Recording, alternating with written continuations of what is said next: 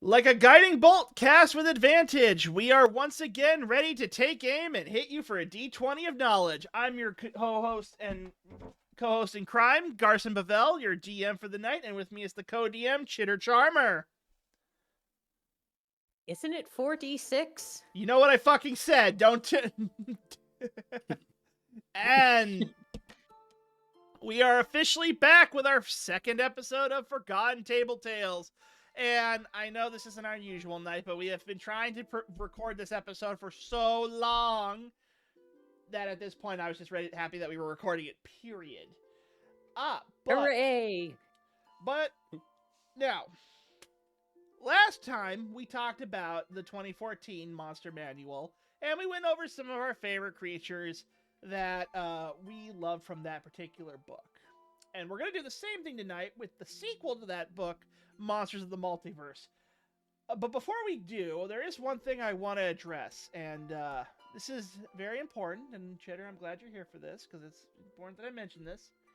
I want to talk to everyone about why Tiny Hut is a terrible fucking spell. Now, if you listen to me on this, you will understand. It is a fucking amazing spell, and you don't get to talk shit. It is a terrible spell. I think it's one of the worst spells available.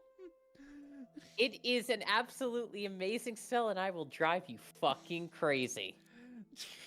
Now, I forgive everyone who is listening to the charming background music. In fact, I'm just going to mute. Hey folks, post-editing Garson here. So, I accidentally muted myself at this moment, and unfortunately we weren't able to salvage it. For those of you who are wondering what I'm saying, I'm simply just talking about why I'm not a big fan of the spell Lamont's Tidy Hut. Don't worry, I cut out a good chunk of it, so we'll be showing you back what happens after that. I also wanted to just let you know. Okay, back to the show. You might also be realizing that Garson accidentally muted himself and not the musical part, so the last 5 minutes you did not hear a single thing of that. So what Garson was saying the entire time was describing how amazing the spell was. He showed the error of his ways in talking about it and came to the realization that this spell is completely and utterly busted in dungeons, and it can get you a free long rest as needed. And also, it is a ritual spell, meaning that you don't even have to waste a spell slot on it. Meaning you could technically do like set up an alarm without problem and then a tiny hut, or towards the end of it when you're just waking up and going, it's about to vanish in about 5 minutes. Oh, I should maybe cast Mage Armor. I still have a spell slot from that. Or you could take a 8 short rest if you want to do it on repeat. You can do practically anything you want with it. And in the middle of a long dungeon, especially if you have a lot of classes that deal with a long rest being their, like, how they get their abilities back, this is absolutely busted and makes those dungeons 10 times more easier because stamina and resources become less of an issue. You know, there's a part of me that realized I'm going to have to leave the whole me being muted in there, and there's just going to be a little blip on the recording. But here's the reason why I don't like this spell. The reason I don't like this spell is the fact that it is a 3rd level spell. That is already one reason I don't like this. Because you have to understand, the classes that are available to in 5th edition are the Bard and the Wizard. Now, the Bard most likely would, in some ways, have an extra 3rd level spell slot lying around, because the Bard typically is more of the support role and can do a lot with low level spells, even cantrips. We all know the power of Vicious Mockery. Wizards, on the other hand, I think burning a 3rd level spell slot for this is, and even having it in your wizard book, feels like, A, you will never really want to use this, and 2, by the time you get to the point where you need it, you may have had to burn your 3rd level spell slot in a monster fight. And because 3rd level spell slots don't become very abundant until, like, the teens, like, we're looking at maybe 12th level that you get more than a couple, I would feel like that would probably be the biggest downside to Tiny Hut. Is that just because you're burning a 3rd level spell slot where at low levels, where this could be useful, it's but you gotta remember it's a ritual spell, meaning that doesn't burn a spell slot. That's the whole beauty of ritual spells, is that they don't burn spell slot.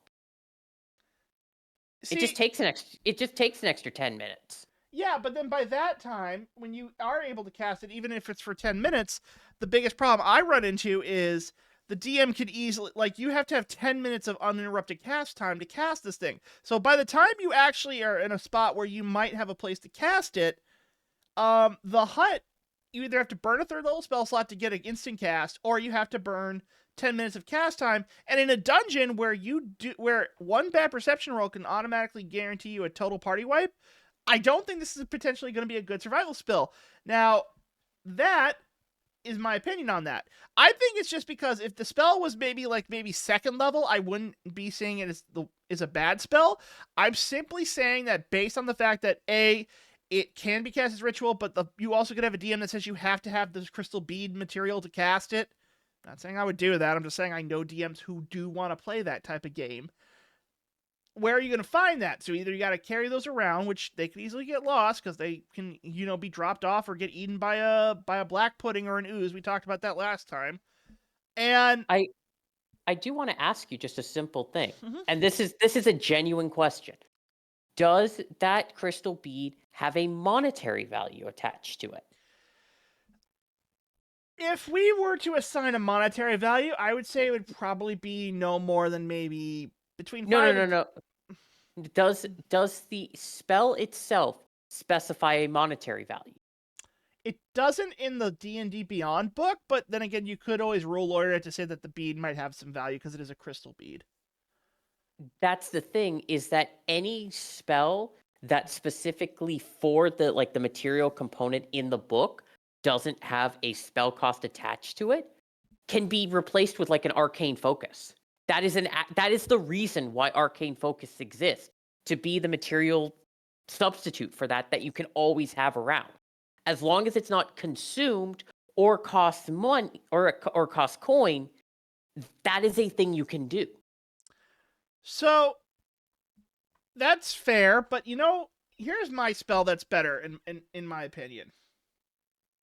Rope trick. Now I think this spell is a lot better than Lamont's Tidy Hut. Because now hold on, there's a reason for it, okay? First and foremost, rope trick is a lot more universally accessible because you can give it to wizards, obviously. Artificers and gloomstalkers can have it too, and depending on how you roll a warlock, they can potentially get it too. It's a second level spell. It's a transmutation spell, so the only thing you need is to have a segment of rope. Rope is one of the most common things ever. You can find rope in dungeons, in Dungeoneers packs, Explorers packs. 9 times out of 10, someone will have a piece of rope, which is a lot more easy to replace. And then if you're in a dungeon, maybe you get lucky, find a kit that was left behind by someone, and they have a piece of rope. Now, why is this a better spell? Because this spell can be cheesed. You can cheese this spell so much, but it also gives you a sanctuary, basically, that you and your group can be protected in. So if you've never seen this spell before, here's what it does.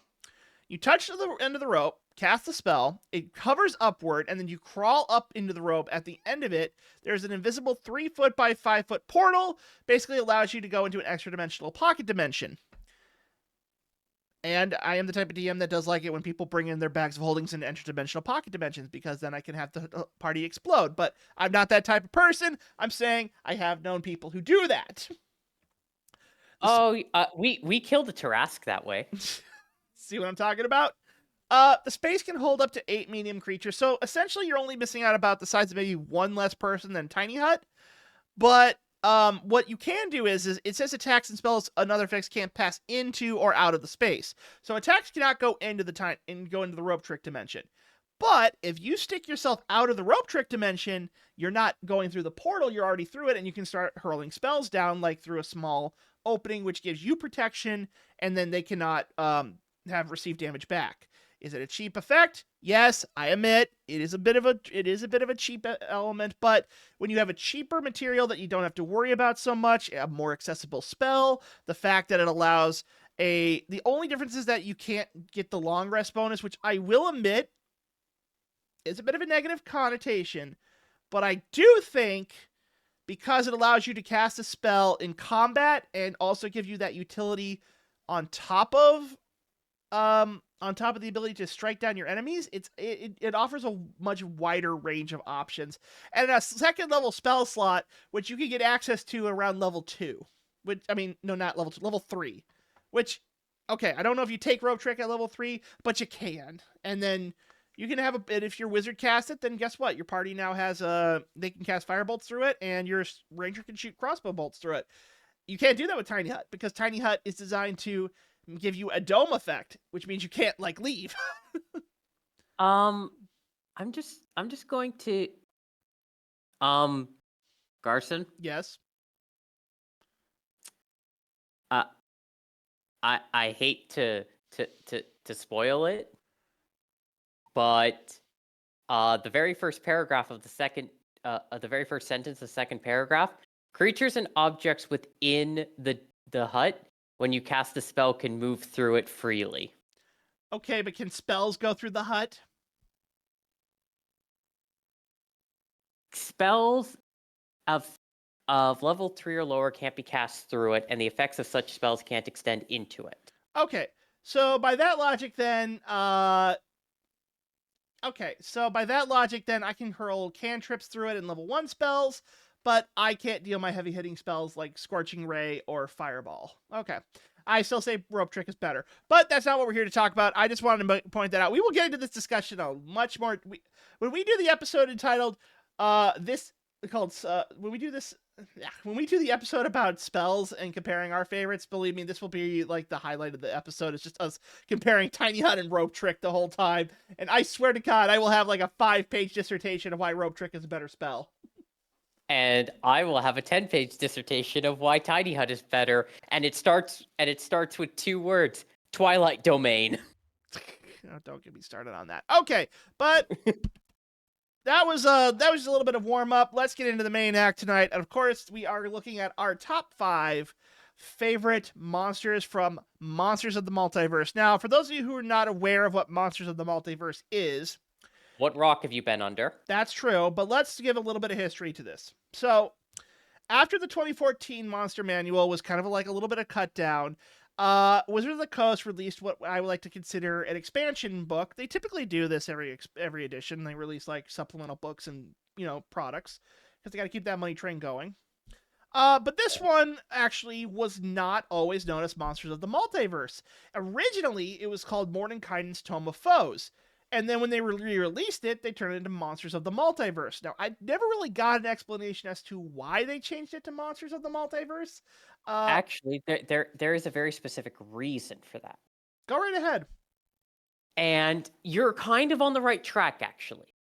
Basically, you are missing a little bit of the history, though. And basically, what happened is that before Monsters of the Multiverse came out, there was Volo's Tome of Monsters. There was one about the Beholder guy. I can't remember his damn name. Xanathar's Guide to Everything. Xanathar's Guide to Everything. And then just kind of placed monsters in like campaign books and whatnot. But however, they kind of realized something as they were going along after about 2020, 2021. Is that, well, first of all, it's been a while since they've had the Monster Manual, but second of all, the subclasses that they were releasing around that time, especially with the Strixhaven book, the Ravnica book in the past with Circle of Spores, the Tasha's Cauldron of Everything with the Twilight Domain, my favorite cleric class, and all of those, they realized that the Monster Manual had been lost to power creep. And there were great monsters to be had in the other books, but they also potentially had power creep issues, and also third-party monster bestiaries were gaining a lot of popularity. So they kind of decided at that point, like, okay, Monsters of the Multiverse is going to be basically a 5.5 bestiary. And this is basically the reason why they didn't call it Mordenkainen's Tome of Foes is, I believe that one had already been released. I'm just going to double check. It did, because I distinctly remember back in, I believe, 18. 2018 is when Mordenkainen's Tome of Foes was released, because I actually did buy that on Roll20.net when it came out. But then after a while, I found out that Mordenkainen's Tome of Foes had been phased out from Monsters of the Multiverse, which, to be perfectly honest, I actually prefer Monsters of the Multiverse more than Mordenkainen's Tome of Foes, and I really like it a lot. Yeah, it's very much a case of this is a 5.5 bestiary where the monster manual, I wouldn't say it gets left behind. That's not fair to it. But basically, it makes it so that the monster manual is a great starting point, but it also brings like classes together, because a lot of those classes were found in those various books and had different levels of power. Like, for example, the biggest example that I have is the Yuan Ti. Now, a lot of people are going, well, not much change from the Yuan Ti. There was a significant difference that eliminated a lot of power creep, and people who played Yuan Ti did not like it because it got rid of this power creep. And it's a simple change. They went from immunity to poison to resistance. First of all, thank you, Aru, for sending the love. But another thing I love about that is, and this is just probably something you may be aware of, but you may not. This is actually not only did they change the classes and everything, but design wise, I think they knew that they had to do something moving forward, because 5th E at the time was, I believe, almost 10 years old at the time. And it was 8. It was 8 going on 9. Okay, so yeah. So on top of that, they also released several other supplemental books, including, but not rated to, Tasha's Cauldron of Everything, Xanathar's Guide to, I believe it's Xanathar's Guide to Everything, and then Monsters of the Multiverse. They actually released it as a 3-book set, limited edition. I actually own them. These beautiful all-white cover collector's edition books of these ones with unique art. This thing was about $150 on release. By now, it's probably gone up in price, but you really could tell that when they released this was like the one thing that they had to have to be a holiday shopping item. I know that's not really saying a whole lot in terms of Monsters of the Multiverse, but what I am saying is that it served two purposes. One, it gave Wizards a new revenue stream when it needed it badly. And two, it did simplify a lot of what we had going up into that eighth year anniversary, and I think it was a good anniversary gift at the time. I think it's probably Monsters of the Multiverse might actually be like, can some consider the 5.5 edition, because from that point on, it really did feel like it was meant, the supplemental books were meant to supplement those 3 core books rather than just individual adventure packs. But that was just my take on it. And we're heading into the 6th edition coming up in February, I believe. So that's going to be like, we're going to have to see how that plays out. Yeah, it's going to be very interesting to see how those monsters change, because this Monsters of the Multiverse was very controversial in a lot of ways. It introduced a lot of changes that some DMs absolutely loved and were already doing, but some DMs were absolutely furious with. Well, we've talked enough about the history of the book. Let's get into the main potatoes of it, and we're going to be talking about our 5 favorite creatures from this book. Chitter, we're going to start with you first. You know, and I know exactly which one we're doing, and that is the cattle. Now, before you explain this to me, yes, I want to set the stage on this for everyone who's watching right now. This is a cow, a form of cow. Chitter has sworn to me that there was something really interesting about cattle. She has not told me what that thing is, so whatever she is about to say, I'm hearing for the first time. However, this is still about cows.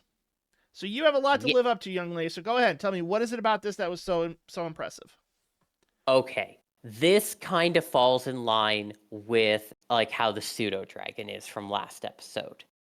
These cows are absolutely amazing storytelling for anything that's going on in the story, whether it is the Aurorch, who is like a deep forest kind of cow, or the deep Roth, which is in the Underdark, or the simple ox, or the stench cow. All of them have a story detail that just absolutely drives you insane. Starting with the normal ox, that one's kind of really simple. That one is just simply, this is a simple community. There's nothing particularly special about it. However, there are a few things such as Beast of Burden, which is the ox is considered to be one size larger for the purpose of determining its carrying capacity, which makes it go from large to huge, which a huge cattle, that's a lot of stuff that you can carry. And I'm going to go into this further on with the Oroch a little bit, and more specifically with the Deep Roth. But as as a community, this would be something that they could potentially also use for mounting and riding. And this is very important because not only does it have the action of a gore attack, but it basically leaves you carrying a whole lot of stuff that your character doesn't really need to carry. And mounted creatures, especially for those village like communities, is insanely good because horses are stupid expensive, while oxes and cows are relatively cheaper and easier to not only maintain, but cheaper to just purchase outright. So the ox is kind of the default. You breed it for milk and meat. Uh you get a nice beast that can carry a lot of things, have a relatively average passive perception, but nothing that's going to scream it's blind as fucking bad. And if it gets into a fight, it can, to a degree at the very, very low levels, defend itself. And that's really when you're seeing those small communities. So an ox could be extremely useful. Going up one to the Oroch. Now this beast is when you start to get into that storytelling that makes it so amazing for these cows.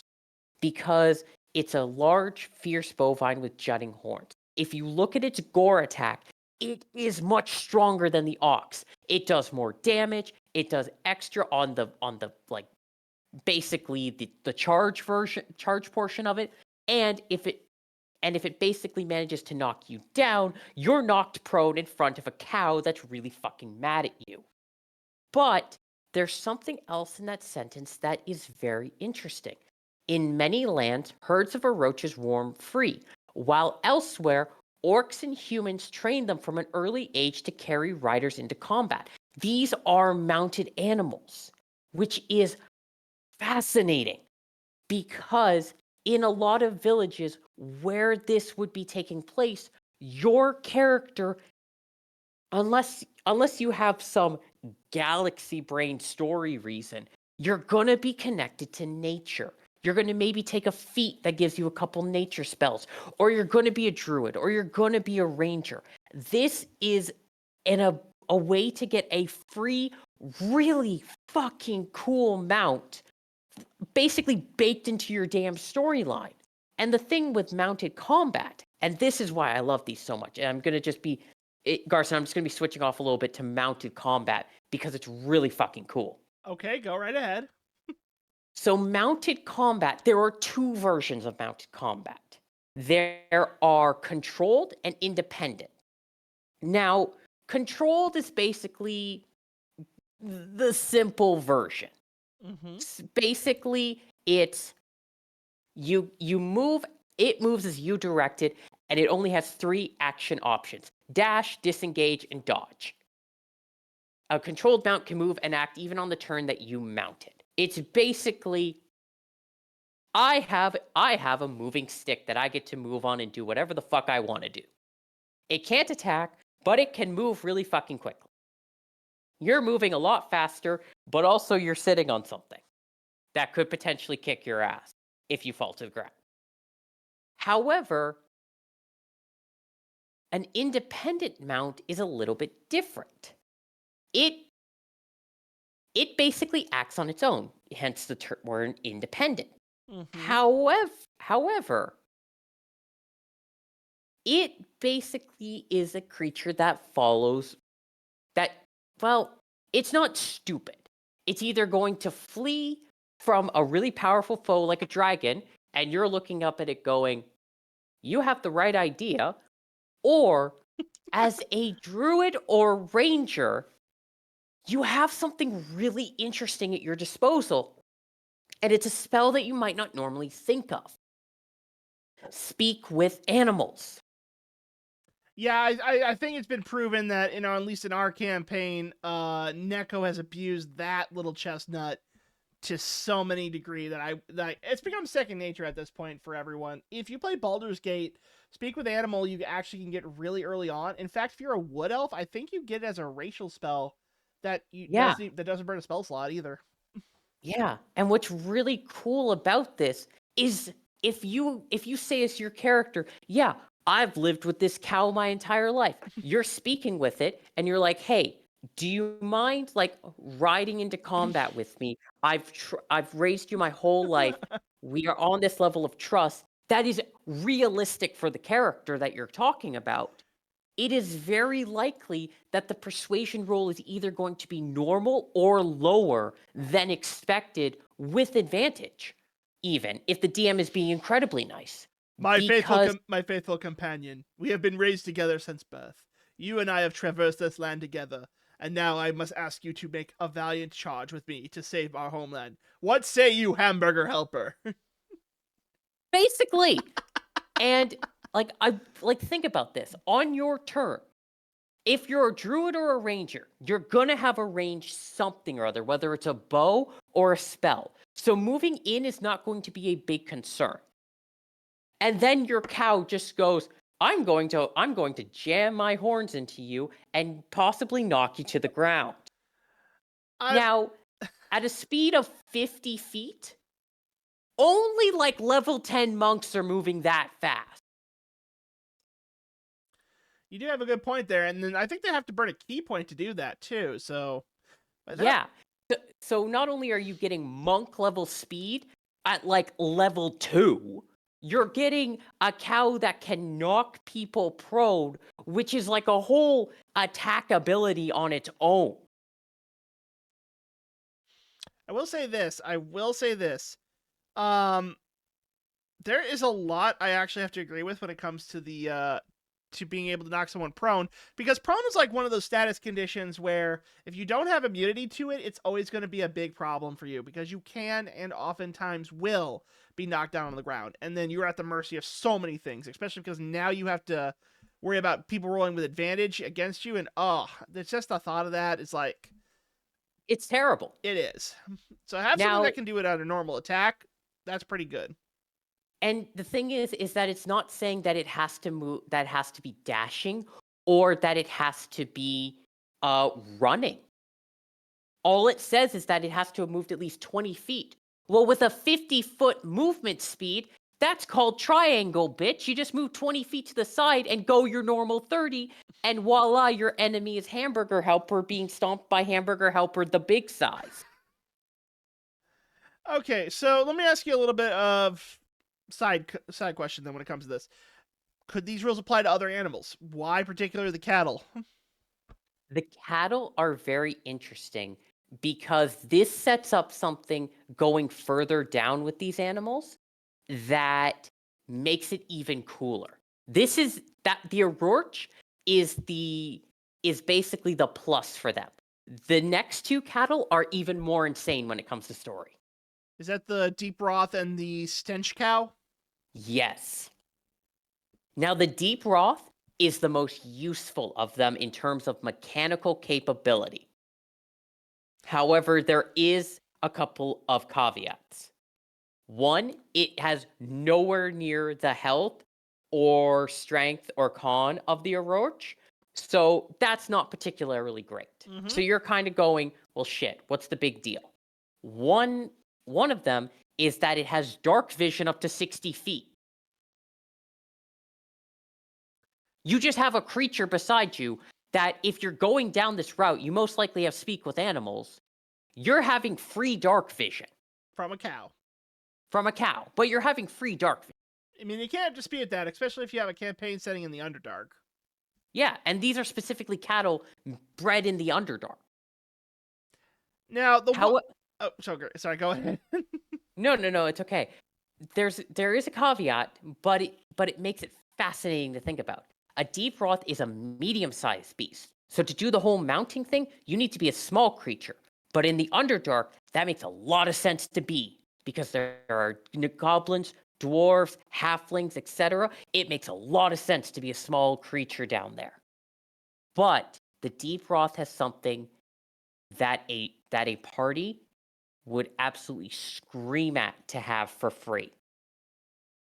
Dancing lights. Yeah, I saw that and I was like, okay, it's got to be Dancing Lights because, as we all know, Dancing Lights is one of those cantrips where you don't really think much about it to begin with, but it is a free light source when you absolutely need it. So you cannot dispute that. I think a lot of the times the fact that not only can this thing carry that burden of having the light source, but you don't have to waste one of your precious cantrip spells on that is a big benefit to have. Yeah. And it can do the same attacking with the gore attack. It's not going to do as much damage. But the fact that it can attack and also have a light source, now here's where it gets a little bit interesting and where you might have to convince the DM a little bit. But with Speak with Animals, it wouldn't be particularly challenging. Deep Roth are Underdark cattle that communicate with one another using the Dancing Light spell. So not only are you using it as a light source, but around communities where your character is known for, especially in those low levels where you might be traveling to villages, imagine being able to communicate with the wildlife around you.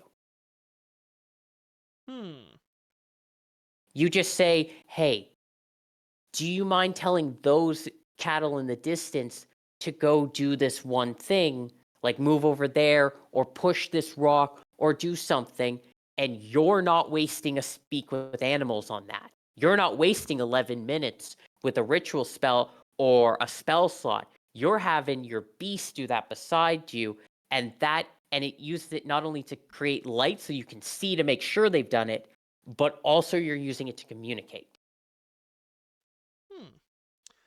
And just wanted to go over one last time the stench cow. That looks like it's a stinky cow. Yes, this cow is not a useful cow unless you have an immunity to poison. This cow is purely for the story behind it. Because it looks like it says that it's from the lower planes. When they say lower planes, are we referring to like the hells or are we referring to like another? Yes, we are. They are infernal cows. Oh no. But here's the thing that gets very interesting. It has damages resistance to cold, fire, and poison, stuff that you would often expect for your party to have. It has dark vision, so you can't hide in the dark, but it also has an ability called Stench. Any creature other than a Stench cow that starts its turn within 5 feet of it must succeed on a DC 12 Constitution save or be poisoned until the start of the creature's next turn. On a successful saving throw, the creature is immune to the stench of all stench cows for 1 hour. Now, that doesn't sound particularly bad on its own. It's like, okay, cool, it's got 15 hit points. And you'd be poisoned. Now, I want you to think about something. That last sentence. Some mischievous and malevolent wizards have summoned stench cows to the material plane, disguised the creatures as oxen, and let the infernal bison loose on unsuspecting villages. Imagine this plot hook. You come to a town, and you've been told that trade has been disrupted for some reason. and you find everyone dead and poisoned. You suspect it to be an assassin of some kind. But then your DM makes an interesting note. The only creatures left alive are the cows. Why are the cows left alive? That's valuable resource. And then when you get close to a cow, you become poisoned. You don't know why. These are cows. You've grown up around them. Or you should know what a cow is. You've never been poisoned by a cow before. You kill it. The disguise goes down. It's a stench cow. Well, how did it get here? This isn't hell. What brought it here? You're looking for clues. You are digging around a village because of a cow. And you have a whole story because of a cow. Oh, I'll definitely think about never look at cows the same way again. But you have brought up a lot of interesting concepts, and I think you did definitely prove your point when it came to how over the top the cattle were, which none of that was basically to be coming up. Okay, so on our patented flump rating scale, how many flumps would you give this? I would say 4.5. 4.5 flumps out of 5? I'm gonna give them a 4 out of 5 flumps, if only because I like the fact that the Aurora, I don't know how to say their name again. You said like 15. Aurora. All right. The Aurora looks cool. And so does the Deep Broth, but the Stench Cow and the Oxen, they fell a little bit short of what I expected, but maybe we'll figure out what we can, maybe with some experimentation, I might be able to find something and boost that rating up a little bit. So we're going to go on to my number 5-1. And, okay. Chitter, let me tell you something. Yes? Do you know I'm a huge horror nut? I love horror movies. Absolutely love them to death. I could have sworn you said something else that started with H, but yes. Well, first of all, that word begins with a W, not an H, but okay. But no, I'm referring to horror, the genre. I love spooky stuff. I love scary stuff. And one of my favorite things is I like to build suspense in my campaigns by introducing a lot of horror elements. You've experienced those before in the past. No shit, Sherlock. Hey, then I'm doing a good job anyway. But this is a monster I've never had a good way to include, but I absolutely love it. So for my number 5 slot for Monsters in the Multiverse, we're going to talk about the Night Walker. Interesting. So let me start out by saying this.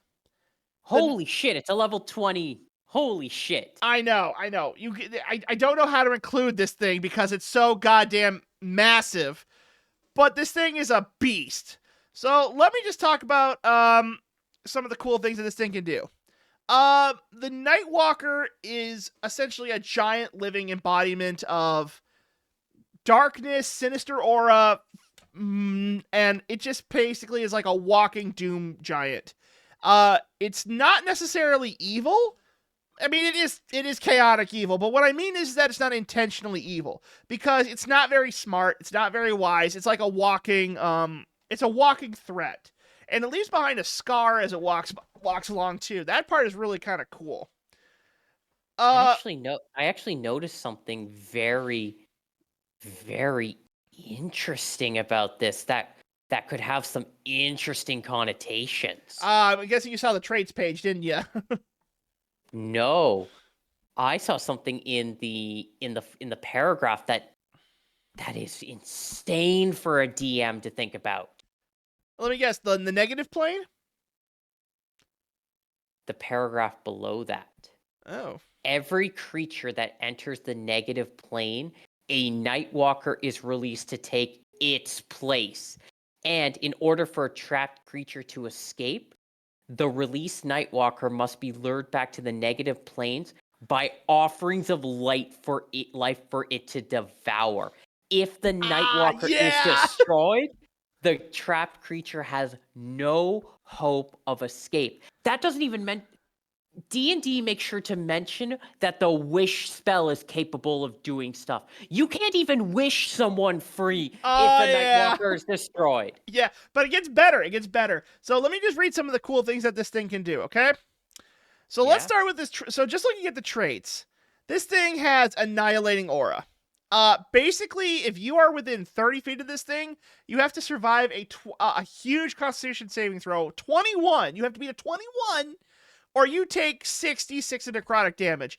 Now, undead are immune to the aura, but this isn't an attack. This is an aura. So you know what that means? You can't turn this off. As you fight this thing, you're always going to have to make that saving throw.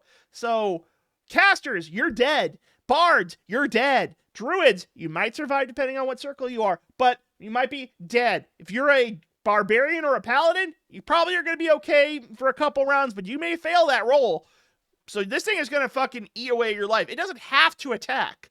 It automatically has immunities to necrotic and poison, which means you can't cheap your way out of killing this thing. It can't Wait a minute. I just noticed something incredibly funny. What's that? I just noticed it's something incredibly funny. Is it the Is it the finger of doom? No, it doesn't have a condition immunity to charm. You can bang this thing. Okay, well, we're going to have to cross that bridge when we get to it. But on top of that, here's another interesting thing about this thing. It has Life Eater. So if anything goes to 0 hit points, we're not talking about like dead. We're talking about like unconscious. It's dead. And you can't revive it except with Wish. Which is insane. I know. It's very fucking cool. Also, it doesn't need air. It doesn't need to eat. It doesn't need to sleep. It's just walking death. It's a walking death cloud. Which honestly brings me to my favorite attack of this thing. The Finger of Doom. Okay, I'm going to read this to you because I love this ability and I wish this was a real spell in some way or form. But the Finger of Doom is the Nightwalker points at one creature it sees within 300 feet of this thing. So you could be on a village across a huge ass field and goes, you die now. Boom! And then you have to succeed a 21 wisdom saving throw or you take 6d12 of damage. And you become frightened. And paralyzed. And paralyzed. And if you pass the saving throw, you're immune to the Finger of Doom for 24 hours. So that means that if you pass it, you don't have to worry about it for a full day. If you fail it, you're going to go insane. This is amazing. And also, you can tell that I love playing bards because my first thought was when I looked at the immunities was, if I make a reborn bard, I could absolutely bang this thing. I don't think you would want to because of the I don't think you would want to, but you can. But charmed means it can't attack me. And undead are immune to the aura. So hey, I get to fuck death itself. I mean, you can, but remember, if you go to 0 hit points for whatever reason around it, you automatically die, and you can't come back without the Wish spell. But I mean, is there a better way to go than fucking death itself? Well, it's not really even death. This thing isn't death. It's frightening. It's the fear of the unknown. This feels like an H.P. Lovecraft monster because all it does is walk and death follows it. It's not deliberately making anything bad. Oh, it can also fucking fly too. So let's put that little chestnut into this thing is that it can fly. But yeah, like I absolutely love this thing because it's got great stats for the first half. The second stats are basically shitty. Yeah, which makes sense. Right. And the other thing is that it can automatically drop something to 0 because its main attack is called Innervating Focus. It's a 12 to hit. You have to pass the same Constitution saving throw. But it also reduces your maximum hit points based on the amount of damage you've taken. So yeah, it is absolutely incredible. Also, I do have to say this really quickly. Mm-hmm. I love how you've been saying this entire time. Oh, it's not evil. It's not specifically evil. The last paragraph. Generally, a Nightwalker on the material plane is attracted to elements of the world associated with the creature responsible for its creation, which can provide clues as to who the trapped creature is. This attraction doesn't indicate a willingness to engage with the world, though. Nightwalkers exist to make life extinct, and they prioritize anything associated with the trapped creature for destruction. So if you have family, good fucking luck. But no, okay, so when I say evil, I mean in the sense that it's not deliberately doing anything like a plan. It's not a plan-making monster. I will go to you and kill you. No, it's just like, okay, Bill got trapped in the negative zone. Well, oh shit, he got trapped? Yeah, well, you see I see the Nightwalker. He's coming for Bill's family. Peggy, you gotta run, like, now.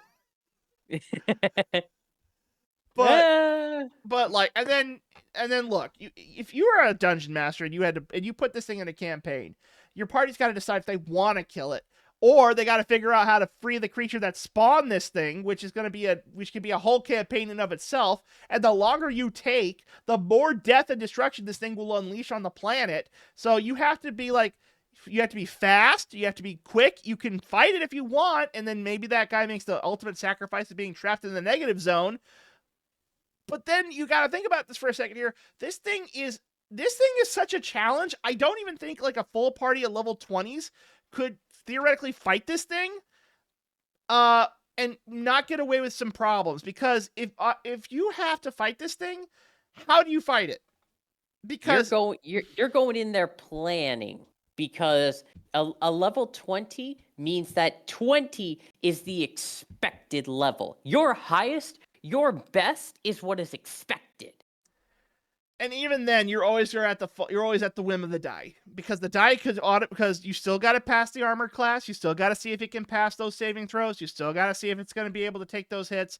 I guarantee you this: you never want to put if you put 2 of these things in your campaign and you have the party fight them at the same time, your party is going to go like, "You son of a bitch! What did we do to you?" Like, 1 is enough, and I think that's a good thing if you can make 1 monster so threatening.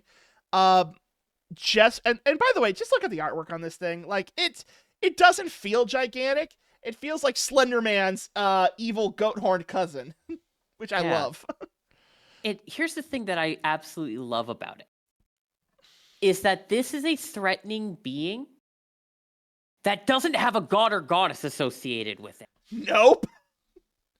This is just, so basically, you don't have a big moral reason other than your survival. You can get any group together to fight this, and there will not be a moral qualm unless you are actually playing an evil character that you have to talk with the DM about. Otherwise, this is a group get together of just a campaign of whatever you want to play. And I guarantee you this, like, there is, you know what?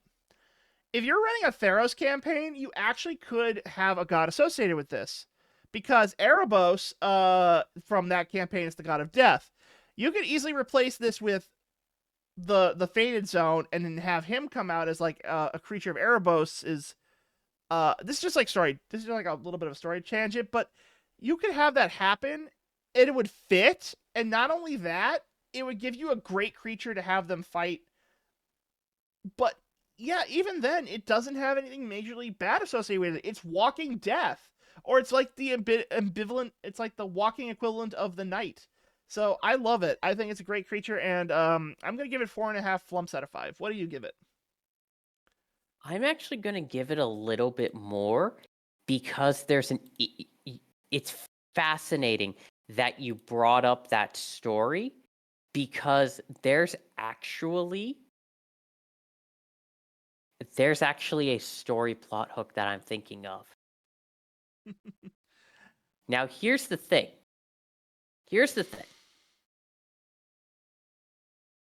Gods and Theros tend to work. They don't tend to work together per se, but if you have a god that has a particular goal that has another god associated with it, they're generally going to tend to get along towards that goal. Now, do you know about the Reborns?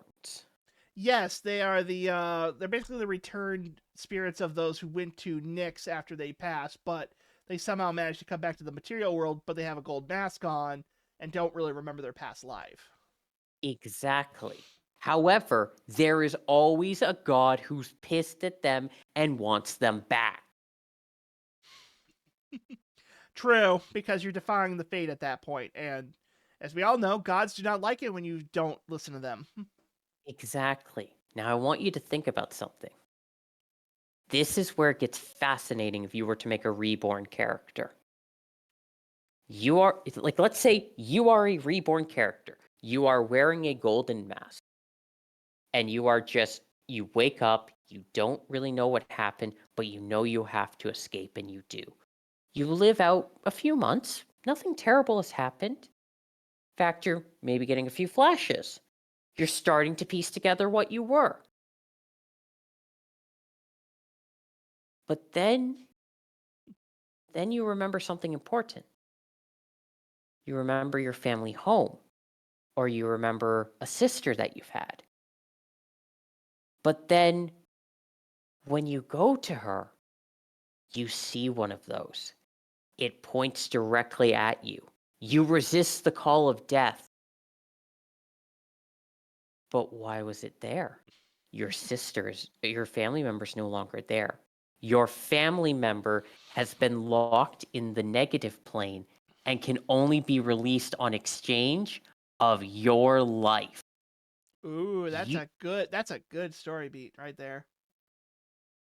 And that's the Nightwalker being a level 20 threat. And if you kill that, you are locking away a member of your family forever. And that's why it's number 5 on my list. So if you're wondering, oh, wait a minute, that was number 5? What's the other 4 that he found out? But what's your final flump rating on it? I'd say 4.5 to 4.9. So really high levels of flump. Okay. I agree with that. I'm still gonna give it at 4.5 because to get a 5, you have to be like something. You have to cover all your bases, and the Nightwalker covers a lot of bases, but not all of them. So we're gonna move on to the next one, and that is your number 2. So Chitter, you are familiar with the Beholders, right? You know. Yes. Okay. And the Gazers, which are the lesser cousins of the Beholders. Yes. Okay. Well, we're gonna for your next one, we're actually gonna be looking at the little brother of the Beholder. I guess would probably be the best way to describe him. It's the Death Kiss. Actually, the Death Kiss isn't so much a little brother. It's a dream given life. Oh no. So, a Death Kiss is a lesser beholder that comes into being when a true beholder has a vivid nightmare about losing blood. Yes, I forgot. So one of the lesser known things about Beholders, unless you're like a real big Dungeons and Dragons nerd, is that Beholders are very, very, very powerful and are clinically insane. The majority of them are clinically insane. For example, Xanathar, one of the most famous Beholders, he has a pet goldfish that if he ever finds out they've replaced him multiple times, will murder everyone in his guild. So they have to. So every time he goes to sleep, they got to replace the fish. One thing that is known is that if a Beholder is dreaming, its dreams can become reality. So this thing is basically the equivalent of that.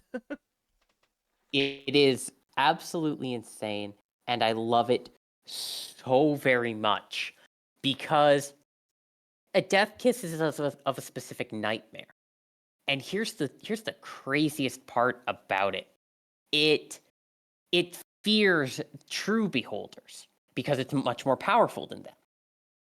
However, even though it usually submits to the rule of its creator or any other beholder it encounters, the moment a beholder is preoccupied, it tries to escape. It's like, I don't want to be around you. You could kill me. And a Death Kiss consumes its ingested blood to basically generate electrical energy, which is a fascinating, like, simplistic goal. And it is terrified of dying from starvation, which, let's just be fair, that's pretty much a vampire. like I'm just gonna call that what it is. But what's interesting is that a Death Kiss isn't as smart as a true beholder. It lacks both the combat finesse and the intelligence. It just simply latches on to prey until it drains its blood. And if it's in a better position and the foe poses no threat, like a rat, it may toy with it, but it generally hunts alone as well. And depending on its health and pride, it may fight, flee, or team up, depending. What I find so fascinating about this is that a beholder, normally, a normal beholder, like Xanathar, is like ridiculously powerful. It is undoubtedly one of the strongest enemies you will ever face. Just 1 second.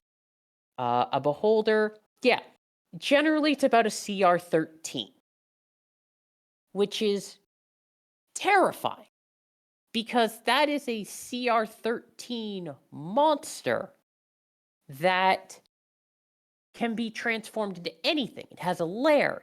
It has everything. It is terrifying and scary, and it's an endgame boss. But a Death Kiss is a little bit interesting because it has the look of a beholder, but it isn't as strong as it. It's nowhere near as strong. And a Death Kiss comes from the fact that a beholder had a nightmare. It gives off the lore implications that a beholder is nearby or was around this area, which, combined with flumps, makes this a fascinating mid-level boss to encounter because you know damn well that this story is not over. You know, that is a good point. We talked about the flumps last week and how they are basically like nesting around sides of big psionic energy.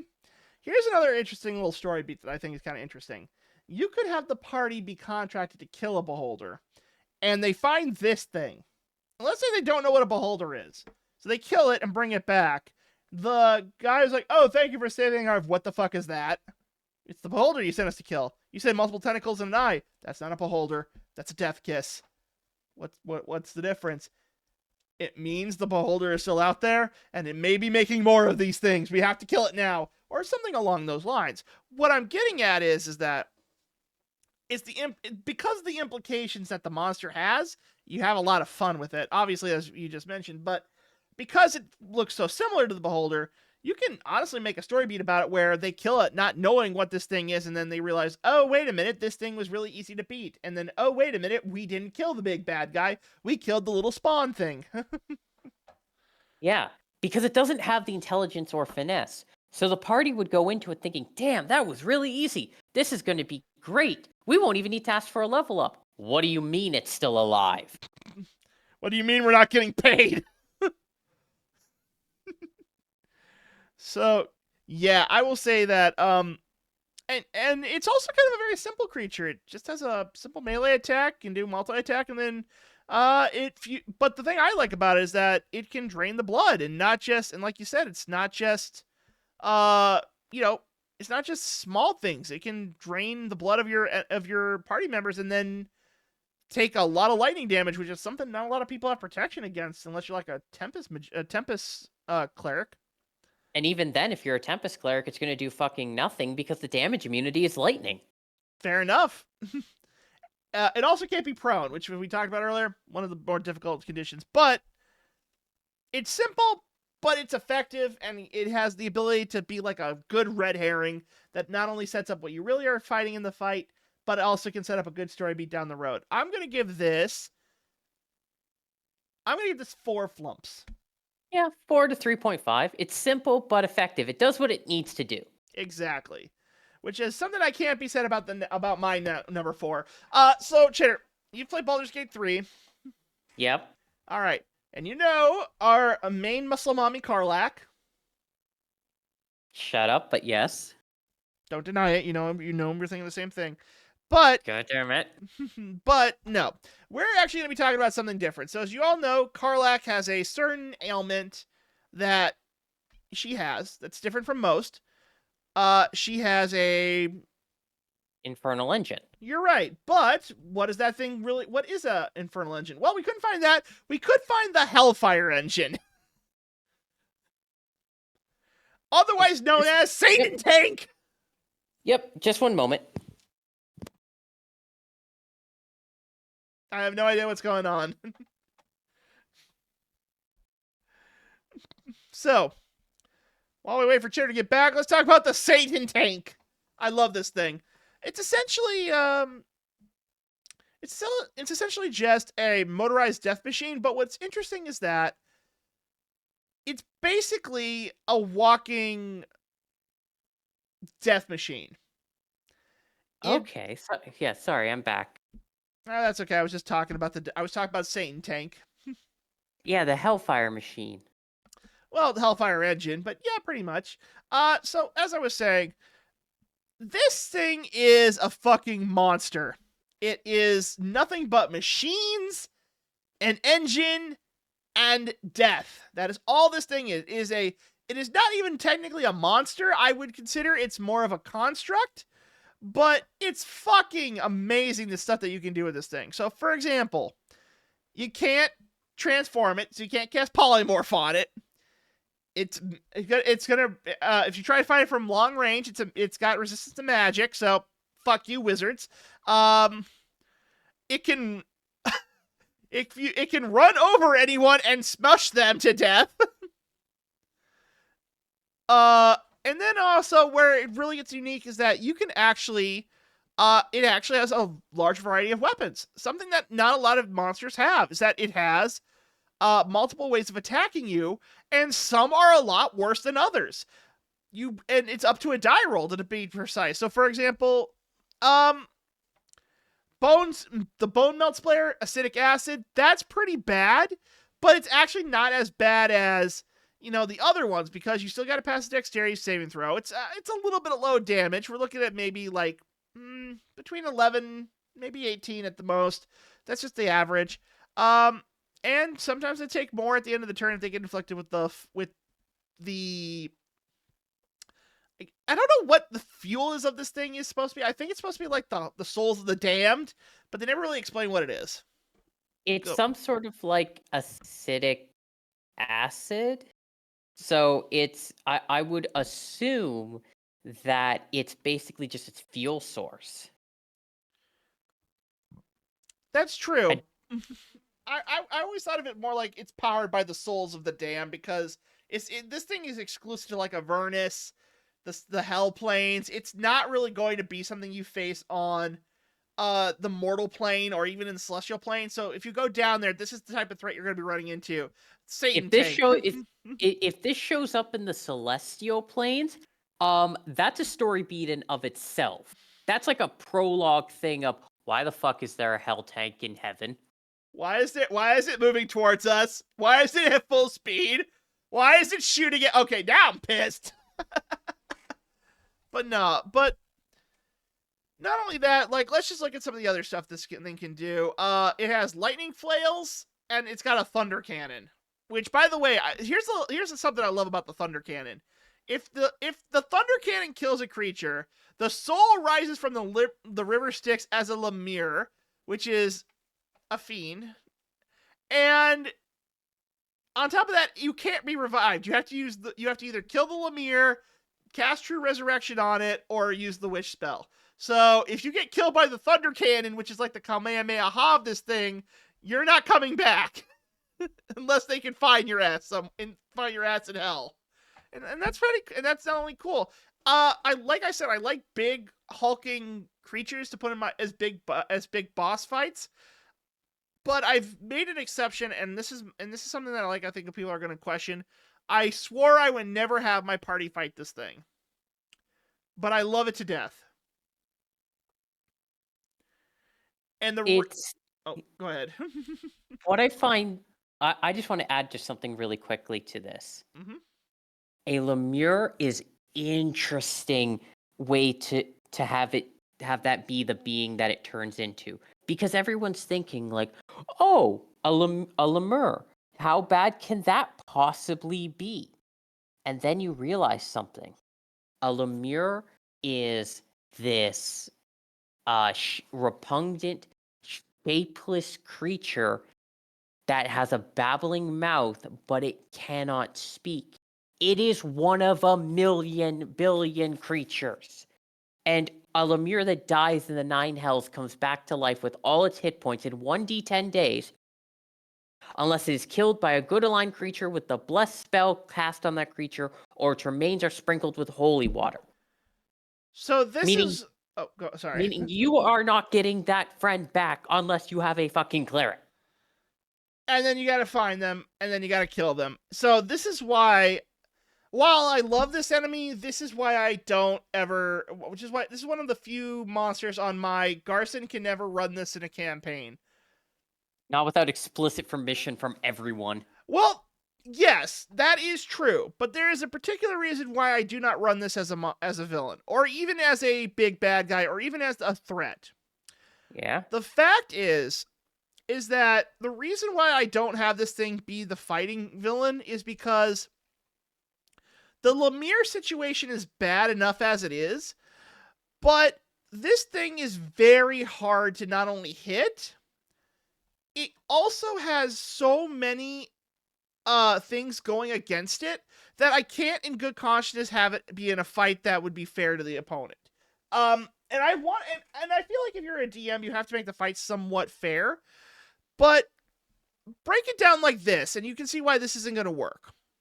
It's got so many immunities to various conditions. It's already going to hose any casters because it's got magic resistance, which means it's going to have advantage on saving throws. It doesn't eat air, food, or drink, so you can't, like, do any, shenanigans with it. You can't alter its form, so you can't even polymorph it. And then, let's say you as a DM are attacking with the Hellfire weapons, which is the only way this thing is supposed to attack, and you roll a 5 or a 6, and you have to use the Thunder Cannon. If that thing is so hard to avoid because you have to make a dex saving throw, and you could easily die, even if you fail the saving throw, you still take half damage, and it does a lot of damage. And then to have yourself come back as a Lemire, that would be, like, heartbreaking to some players because they put so much time, effort into their character. Resurrection is always a touchy subject for DMs because they usually want to have it so that there's consequences. But this is not that. This is just straight up unfairness, and just there's no way to make it a good sacrifice either because it's not like the Nightwalker where it's got like a lot of interesting stuff behind it. It's a giant fucking tank. To die to this tank and then have them bring another one back like just a few days later, because if you can make one appear, you can argue why there's more coming around the corner. There's no limit to how many things that this thing can do, how many of this thing can show up. So at that point, it's like, I really can't justify it. I think it's cool. I think it's a cool monster. But you need to have a party that knows what they're getting into when they have something like this that could be a potential threat. And I don't think there's any real parties out there, except for like people who've played for a long time, that would want to fight this thing and have it be a fair fight. So for that reason, I put it on the list of monsters that Garson cannot have in combat because it's just not... there's just no real way to be 100% fair on this thing. And it is what it is. But I do think it's still a really cool monster, and it's got a lot of cool things about it. But yeah, this is a fight that you bring to a party of constructs. This is construct versus construct final boss. Yeah, it would be, but even then, it's still fucking powerful, and it just looks cool. Satan Tank is one of those monsters where you just look at it and you go, I wish I could use it, but I'm not skilled enough to have it be a fair fight. So I'm not going to use it yet. Maybe when I'm older, have more DM experience, maybe. But can't deny, it looks badass. Yeah, it looks really fucking cool, but there's no way in hell that an inexperienced DM can use that properly. No, because you have this thing go up against anyone that's less than level 16, and they lose their character, and then they alter it into Lemire's, that table will hate you. That disrupts a party and a story so quickly, that Lemire caveat. You probably could play without having it be the thing, but then you take away one of the key features that makes it really cool. So then you kind of nerf it just to have it in the story, and then it just becomes a big hulking fire spewing thing. Yeah. This one is very much a case of this thing is big and it needs to be tempered well. Process yes, and it is interesting. But like I said, it's one of those things where I love it, but I can't include it. So for that reason alone, I'm going to give it 3 flumps out of 5. If it, maybe down the road where I can find some way to make this thing a threat where it isn't going to be like a shit-raising party situation, I'll increase it to 4. But for me, it's a 3. Fucking cool monster. Love the artwork on it. It definitely feels like it belongs in Avernus, but that's about as much as I can give it and still be impartial. Yeah. And All then, right. yeah, and also on another note, I know we focused on the Thunder Cannon a bit, but the acid spraying that deals damage over time, and the fucking lightning flail, which can hit for like 30 damage on a successful hit. Come on, like at that point, this thing is just like a walking death machine. It's not meant to be fair. Yeah, no, not a chance. Okay, what do you give the Hellfire Engine? Something like 3.5. It's very powerful. It's very much meant to be an in reserve case for high levels. But at that point, the DM has to know what they're doing. Right. So we're gonna move on to year number 3, and okay, so Chitter, full disclosure, Yes. I was gonna put this on my list as well. You beat me to it, so I had to go with another option. But I will say this: I love this creature, and I know so much about it. I think it's beautiful. I don't know how to include it in a campaign without it being kind of weird because it's so interesting. But it's the Kieran. The Kieran. And I also get boops. Okay. Kieran are... Okay. It's funny that you say you don't know how to include it, when in fact, I find it to be one of the easiest things to include. A Kieran is, as it says, a noble celestial creature. In the outer planes, Kieran in service to benevolent deities take a direct role in the eternal struggle between good and evil. They are basically sentient war horses that fight for you, if you're an angel or something. Mm-hmm. But what makes it so fascinating is the fact that Kieran are specifically referenced in one particular subclass that just springs to life so much meaning. And it is the Celestial Warlock. Your patron is a powerful being of the upper planes. You have bound yourself to an ancient Empyrean, solar, unicorn, Kieran, or other entity. Being connected to such power can cause changes to your behavior and beliefs. You may find yourself driven to annihilate the undead, to defeat fiends, to protect the innocent. You may feel a longing for the celestial realm of your patron, a desire to wander that paradise for the rest of your days.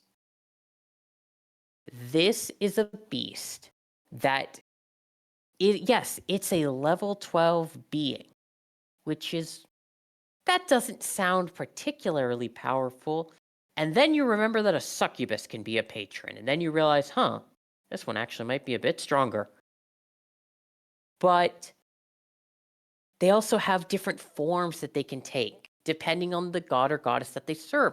Some resemble gigantic unicorns. Others have draconic features.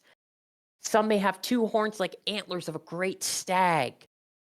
A Kieran is the definition of the celestial being that your character can be easily introduced to with no problems, and even be a sign of a celestial soul sorcerer.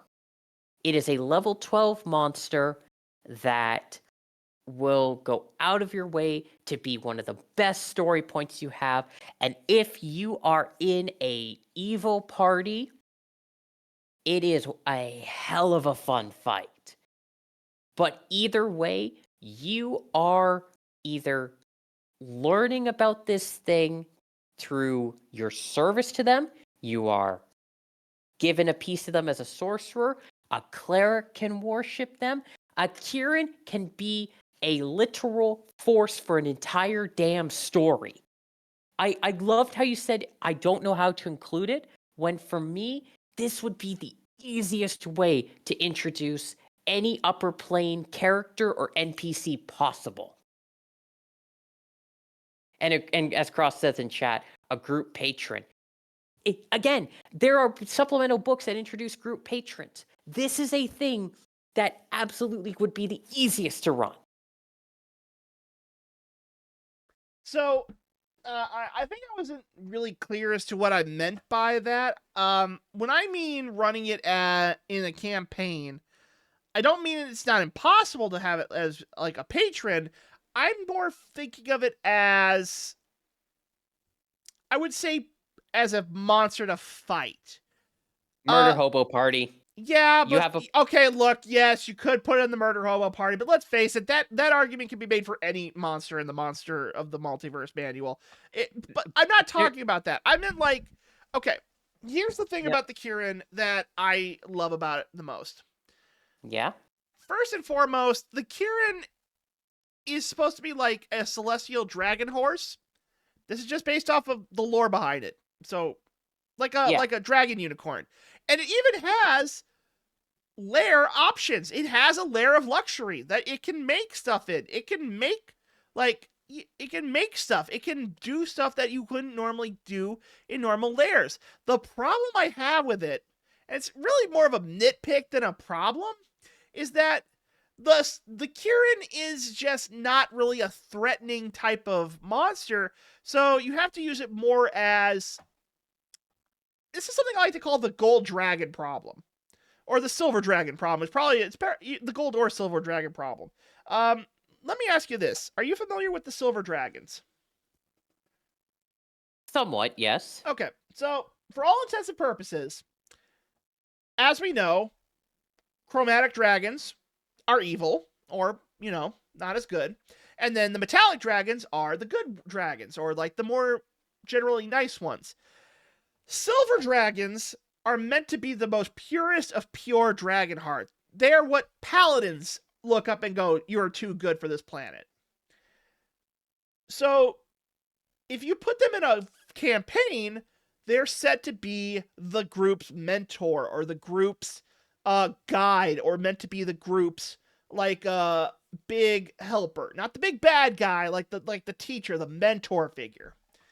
You could have them fight, but at the end of the day, the silver dragon would have to be you'd have to be at a full evil party to want to kill a silver dragon for just because. Silver dragons are not going to be committing evil schemes. They're not going to be committing evil acts because they don't believe in that. They are legitimately only going to do what's right and pure by the world. Now, sometimes you can make that argument go, they're so pure they have to wipe a town off the map because the town is corrupt and evil. But then you have to go, but then they're not going to make that decision unless it's the last resort. And Kierans are like the same thing. They are not going to go around and attack a village. They're not going to go around and plan an evil raid on a temple. They're not going to really do much of anything that's evil because their whole shtick is they're meant to be good. Pure even. And when you have a monster that is, and if you have a monster that's pure and good, it actually limits what you can do with them because unless of course you are the Murder Hobo Party, you're not going to fight that thing. You're actually going to be looked around as the worst of the worst if you fight those things. And the same thing is and when I look at a Kieran, I see, how do I put you in the story where you're not going to be like the wise mentor figure or the wise leader or the surprise good guy when everyone thought was a bad guy and oh no, the mayor was lying to us.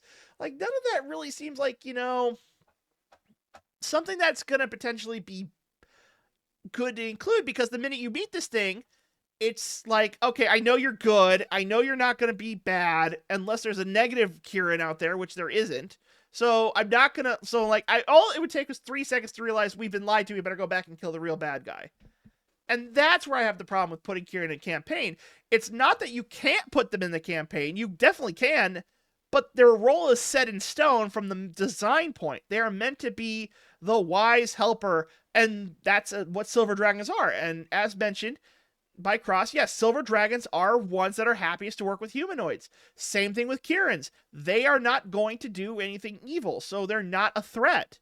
And if you don't have a monster that's a threat, a stat block is kind of like a redundant thing, because you're not going to fight this thing. See where I'm going with that? I actually have a very unique story point, and this would require a very specific party. But it's also a party that wouldn't be tough to get. Now, again, good is very situational. Mm-hmm. But a lot of creatures fall into the realm of neutral. They do by a code of honor, or they do what suits their whims, or they do what seems right in the moment. Now, imagine you have a party that has been kind of doing, well, whatever they kind of want to do. And you're like, okay, this is an interesting test to how the story would go. Because if you have a king that they have looked up to, saying that, like, for example, our land is in a war with this other land, and we need you to kill their Kieran. Or they don't specifically say Kieran. They say kill one of the guardians. And then the party walks up and it's a Kieran. Well, how does the party respond? Does it respond by walking away? Well, yes, they could do that, but that has consequences. They're all neutral. They could potentially just not do that, or when they come back, they could be in big trouble. If they choose to join the other side because of a Kieran. And,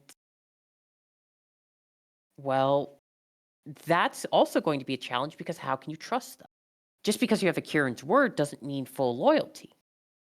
If you choose to fight it, you're fighting a Kieran. You're fighting something that is objectively good, as you said. Mm-hmm. That could have consequences. But also, you would be seen in your land as a hero. If you died by the Kieran because you fought it and didn't survive, you could potentially be made a martyr. But also, the Kieran could look at you with pity and resurrect you, or bring you to someone who could. And it has calm emotions, create food and water, greater restoration, plane shift. Yeah, that one was the one that got me the most, is that these things have plane shifts. Which is always something really cool. I do love it when a creature does have that ability, because you never really see it that often. Yeah. And this is a beast that I, particularly for a campaign, I would not use it as a bad guy per se. I would use this as a morality test for where to take the story.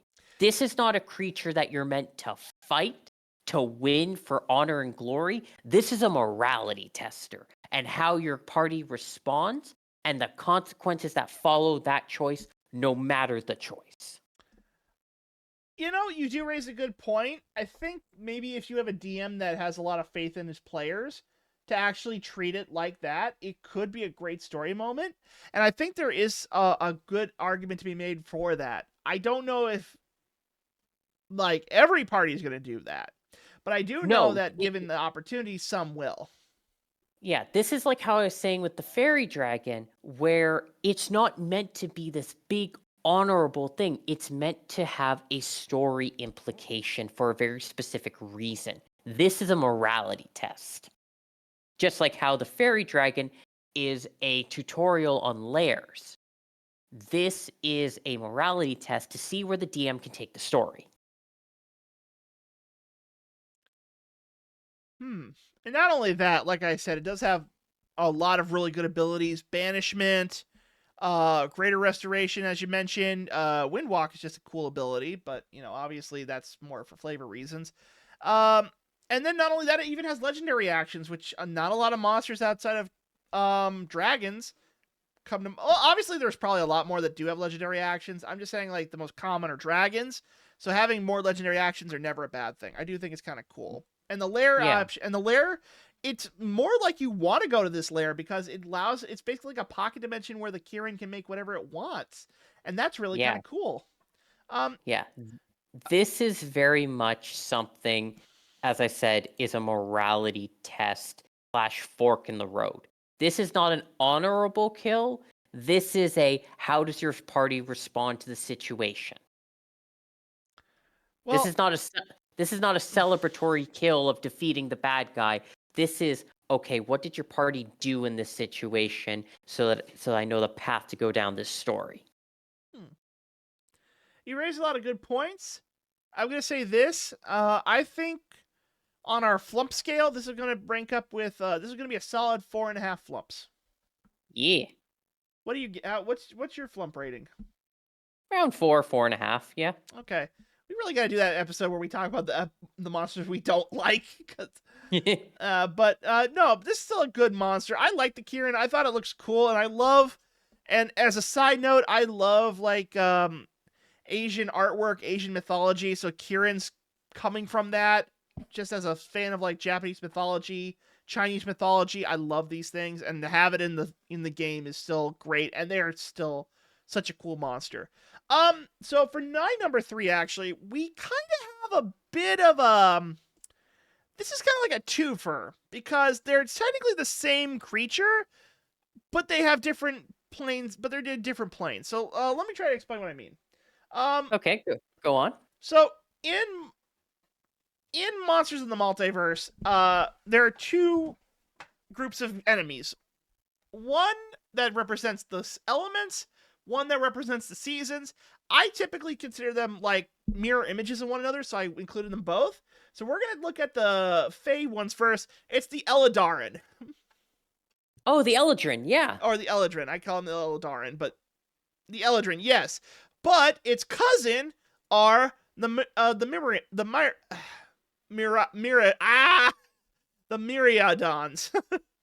The Myrmidon. The Myrmidon, yes. So, the Eladarin, they are... I'm going to butcher this name the whole fucking time. I know it. Anyway, these guys I love because they are just flavor. Pure and simple. Each of the Eladarin all fall under a season. This is the autumn one, and they have like autumn colors. They have leaves on them. They're obviously a lot more different looking depending on what version they're on, and they each get new powers depending on what season they are born into. And I think that's actually kind of cool, because if you look at like the spring version, yeah, each of them can do different things. I've actually played an Eladrin for a campaign, and the fun thing about the character class itself is that it basically tells you that you weren't born into one particular season. You can switch between them depending on your mood every long rest. Right, and depending on what season you're in, you gain not only new abilities but a brand new look, and it obviously is the closest we have to a playable Dryad class because they are basically Dryads. Not what makes it Oh, go ahead. Sorry. What makes it so fascinating is it doesn't only just shift your looks; they have different entire personalities. Exactly. Like autumn, winter. Winters are more somber. They're more intellectually thinking, and they're like more logical because that's how you reflect winter. Spring are more energetic and giddy and more expressive because they like to run around a lot, reflecting that one.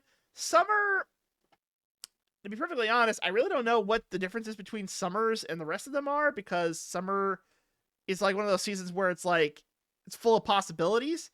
But then Autumn is very much about taking action, and they're very action driven, while summer is very cheerful and joyful, and spring is exuberant.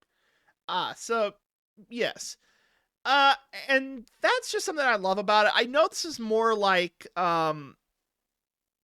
this is more for the player class, but the thing is, I love these characters because they're just like they're so unique in that you will never like if you run into one of them, they may be completely different when you come back to them. So it's like having 4 characters in one based on the mood. And the best part is that when your party greets them for the first time, they're probably going to be like, he's probably going to be in his summer form. He's really like joyful and happy to meet them. But then when he comes back and they find out maybe someone he cares about died, they're now winter and now he's more militaristic. So you have a shifting meta sense that not only brings a unique take on a character, but as a DM, it allows you to really flex your creative muscles because it basically allows you to have multiple characters in one NPC without having to worry about ruining the story moment. Yeah, it's very interesting. It's um it's very much a character class and monster that it's one that you can fight as well, but you never know exactly what kind of fight you're getting into because it's not bound to any one particular season or morality cause. Exactly. And that's why I do like it when people play these things with like chaotic neutral. It's the best alignment for these guys because that's what they are. They are chaotic neutral. And they shift with the seasons. And I think that's kind of interesting because it makes them feel a lot more human. Pardon the term, but what I mean is that it makes them feel more alive and more of a living creature than what most you would get in a fight like that. Yeah. And They're then going to argue and they're going to try to persuade you, and it can be very easy to be persuaded by them because of the fact that they are very much, well, alive and equal to you. Same with the Myrmidon. exactly. Now the Myrmidon, I consider the exact kind of like the exact opposite of the Eldraine because it's an elemental for one, and it doesn't and like the Eldraine, they are basically like they encompass different mentalities, but they're locked into the element that they're born from. The air elementals and the fire elementals and they are the air elementals can fly. They're more wispy. They're more like living among the storms, and the fire elementals are like pure volcanic power kept inside a small armor shell. I remember in my first campaign, this is before you join, there was a plane of existence where they had a fire Myrmidon trapped in like a glass orb, and his Huh. armor had been broken. So he was leaking pure fire elemental energy out, and they kept him in this glass container and were using him as a heat lamp to cook burgers on. But Wait, what? I'll explain this. I'll explain the context for that later. But the point is that Neffy broke the glass dome that this thing was on, and it spewed pure elemental fire out, and it burned the plane down because it was leaking it. And you can have that kind of, and I know that probably is more of a dungeon master's flail, and I mean dungeon master's take on these things. But the thing with elementals is that when you are allowed to focus on what they can do, even if it's like in a little, and it's like a narrow margin, but it opens up so many possibilities.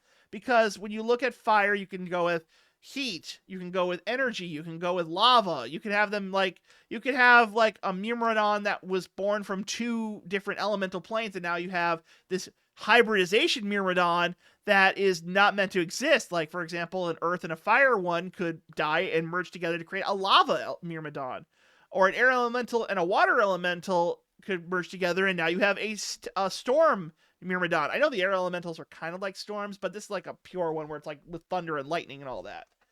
And like that's why I consider these two like kind of like on the same coin, is that they are a little bit like they are on the same coin, the fact that each one focuses on a particular element, or in the Eldraine's case, a particular season, but they shift alongside it and they represent the vastness of what nature holds as a creature.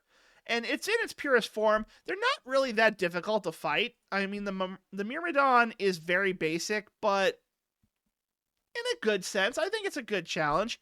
And they're not even really that bad. They're just like, wafts of air. But elements are so cool to play with, and this is one of those ways that you can play with them. So in my experience, they're really kind of cool little flavor pellets that you can put into a campaign. They're not going to mess up too much, but they offer a lot of options. Yes, Yeah. exactly. And they're not good or evil. They're just the embodiment of the elements, but elements don't care about what's in your path. They just exist. And they're going to do what they're going to do. A heavy downpour does not care where your house is. It's still going to wash it away. Yeah. So, All right. yeah, so these ones, I don't have a whole lot to say about them, but I do think they're a nice monster, and they are a bit basic. I'm going to give them 3.5 flumps out of 5. Yeah, something like 3, maybe 2.5. They're simplistic, but they kind of don't need to be more. Yeah, and also, let's be fair here. I put the Nightwalker on the list. I need to have something that a reasonable DM could play with. Fair enough. Okay, so, and I think this kind of flows neatly into the next one. So this is your number. So this is the second one that we have. We got 2 left for each of us. I'm just gonna come out and say this. Tinder, did you just put this on here because of the name, or did you legitimately? Is there something I'm not getting with this one? For those of you who aren't aware, it's the Deathlock. Deathlock, Oh, Deathlock.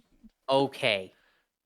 I put this on here because deathlocks are actually genuinely terrifying. Aren't they just liches? No. Deathlocks are what happens when you betray an evil patron. Oh no. This is basically you get killed by your patron and resurrected as a deathlock. If you break your pact, which, again, doesn't have a lot of consequences in the player's handbook. It doesn't even really come up as like a thing you can do. But should you decide that that is your course of option because you're like serving a fiend and you realize, oh shit, a fiend is actually a bad person. Sorry, I've been living under a rock my entire damn life. And you decide to break that pact, or like the undead, you decide to break that pact specifically. That's a really good example.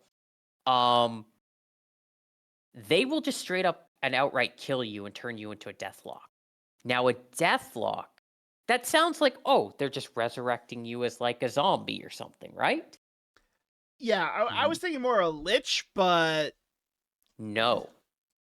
A deathlock is terrifying. A deathlock has an overpowering urge to serve their patron, to the point where any goals and ambitions that don't please the patron fall away completely. Whatever the Deathlock does, it is for the purpose of their patron. A warlock is someone who uses a patron's power for that patron's purposes, but can be their own person. A Deathlock is a pure puppet of that patron. Absolutely, Cross. This does not seem all that powerful. A level 4 character can do some basic spells, whatever. But, and the Deathlock Mastermind is, they retain some freedom when it comes to devising tactics and carrying out plans, yada, yada, yada. And the Deathlock White is basically, it is stuck between the warlock that it was and a white, which is basically just a being who is not quite a ghost, but is just in eternal torment. So basically, even though these aren't particularly powerful, this is a story character of consequences for any warlock you have in your party. If a DM brings this character or this monster to the game and you're playing a warlock, especially one that has evil purposes, you take note and are on alert, because this DM has just said to you, if you try to betray your patron, there are consequences. well, shit. This is one that doesn't look that terrifying until you realize what it stands for. And it stands for any warlock in your party to take note of their patron and their goals and make sure that they are on the same page. Because if they aren't and they fuck up, they could be turned into this on a whim. So, what kind of evil patrons come to mind when you think of potential Deathlock makers? It says it right there. A Deathlock in the thrall of a fiend may work to destroy a specific temple dedicated to a good god, or a great old one may hunt for the materials needed to call forth a horrific entity into the world. An undead may require you to desecrate graves to make it easier to summon spirits. Hell, even a celestial might just use this as a punishment. Like just straight up, you failed to do my tasks. I'm going to make sure you do nothing but my tasks. Yeah, that definitely would have an impact. I'm not gonna lie. Shit, Now, I didn't even realize it was that bad. now there's something that's absolutely terrifying for warlock players in the Deathlock that makes it even scarier when you think about it. The Great Old One. Which great old one? Because if D&D, we have quite a few of them. Oh, this is just a general like warlock of the Great Old One. That which lurks, Gyondar, Thazradun, the Chained God, Dendar, the Night Serpent, Great Cthulhu, Hadar, etc. But here's the thing. Here's the part that makes this so terrifying. It specifically mentions a Great Old One as someone who would potentially use Deathlock. However, for Warlock, the Great Old One, it specifically says its motives are incomprehensible to mortals, and its knowledge so immense and ancient that even the greatest libraries pale in comparison to the vast secrets it holds. The Great Old One may be unaware of your existence or entirely indifferent to you, but the secrets you have learned allow you to draw your magic from it. Now, I want you to think about something really, really carefully about that.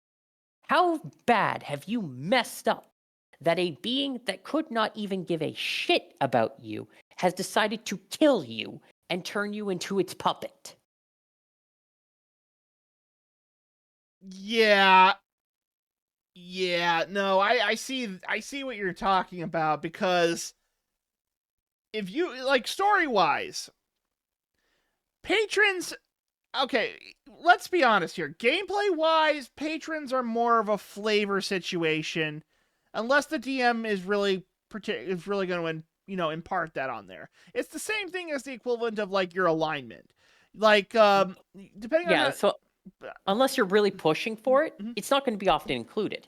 But let's say that you did have a moment where you wanted to have that happen. That would be like not only a great story beat, you also could put the fear of God into the players who had patrons. Like, for example, obviously warlocks, they get their powers from patrons too. Uh, some paladins do get their power from gods.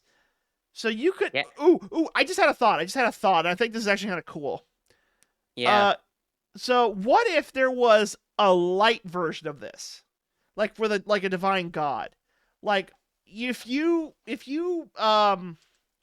like, let's say you perform your duty so admirably that the god is like, okay, I cannot let you die. You are too much. We need you. You will now arise as my eternal thrall. But your goals are aligned, so you will help me usher in a golden age of, holier than thou on the plane of existence. You could have this be a really cool story beat where you have a dark side with a deathlock, and then a light side with like a light bringer, and have them both be like fighting to it, but they're both two major extremes.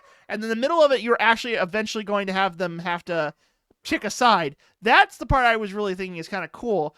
Now I don't know if there's something like that, but that would be an interesting turn of an interesting story beat.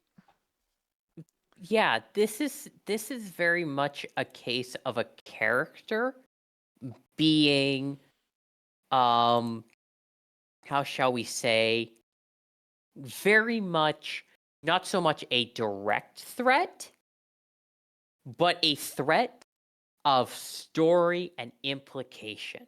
Because sure, you'll be like, "Oh, you're fighting a deathlock and your party is CR4 or CR5." So especially with the 2024 books, you've just made your pact like a level or two ago. You're still very new to this. And you're like, "Ha, I chose a fiend," or "Ha, I chose a great old one." Imagine coming across a deathlock that says they serve the same or a similar patron. You are on alert. Hmm. That is This 100% true. this is a creature where it's not a threat.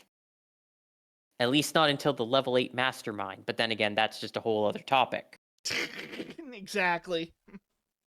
But this is a creature where the DM is saying, "I've taken your pact seriously," in a way that it is not just them saying it, but showing it.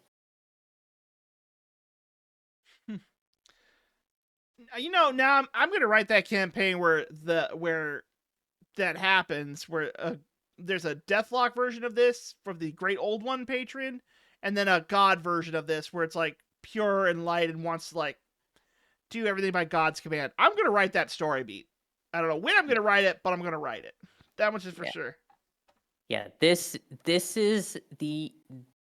is something that, especially with how the overpowering urge to serve consumes, and any goals or ambitions that don't please its patron just fall away, becoming a pure puppet, is just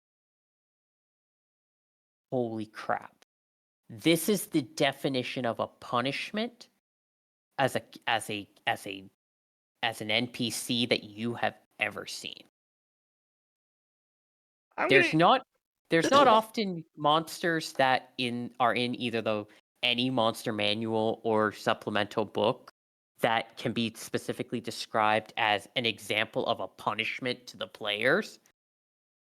But if your player decides to just, like, how there's the paladin class change, the Oathbreaker. Mm-hmm.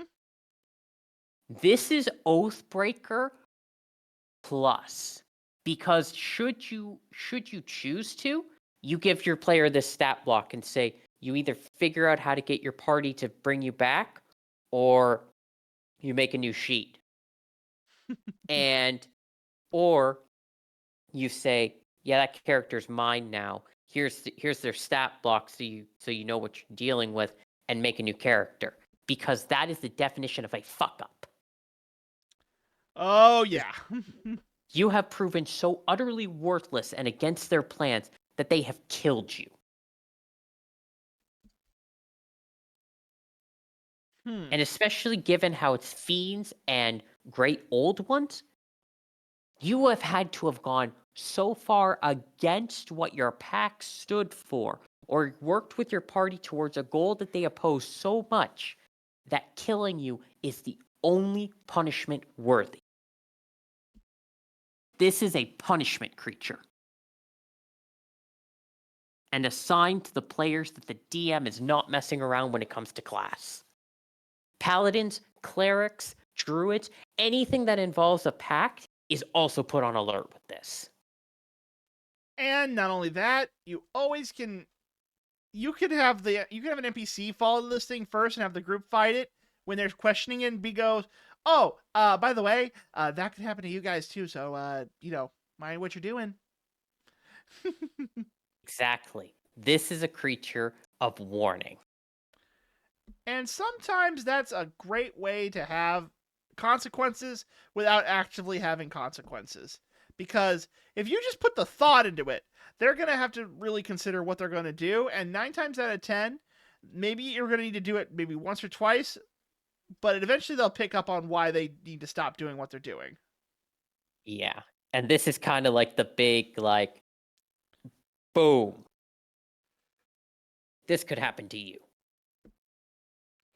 Anyway, I will give this a good 4 out of 5 flumps.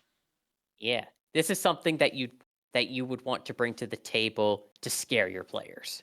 And also basically tell them, I'm watching you. Can't deny that. So, for my number 2 spot, we're actually going to go a little backwards in time to last episode. If you remember last episode, we were talking about the gelatinous cube, correct? Yes. Okay. Well, I wanted to continue on with that, but I wanted to bring about a creature that is not actually, how do I put this delicately? This is like the cube's evil new form, if that makes sense. It is a dangerous little gooey monster that I lovingly called the Oblek. Oh, the Oblek. I love these things. I know. I love them too. So, here's why I love the Oblek. The Oblek is basically what would happen if the oozes gain sentience, basically. It's a living plasmoid of pure evil. Now, it is lawful evil, mind you, but still evil nonetheless. And sometimes we like to have lawful evil. They don't just come in like one form either. They actually evolve and transform as they age. Starting out with the tiny Oblek spawns, they eventually can evolve and mutate into adult Oblexes. And then eventually to the elder Oblexes. And these things are awesome. I love them. Because one of the things I mentioned last week with the gelatinous cube was that it didn't feel like a threat. It felt like a trap because it couldn't think, it couldn't act, it can't do much anything, but it can dissolve you, and it can be and if you run into it, it definitely can hurt. Oh yeah. But adult Oblexes, they can take the form of people.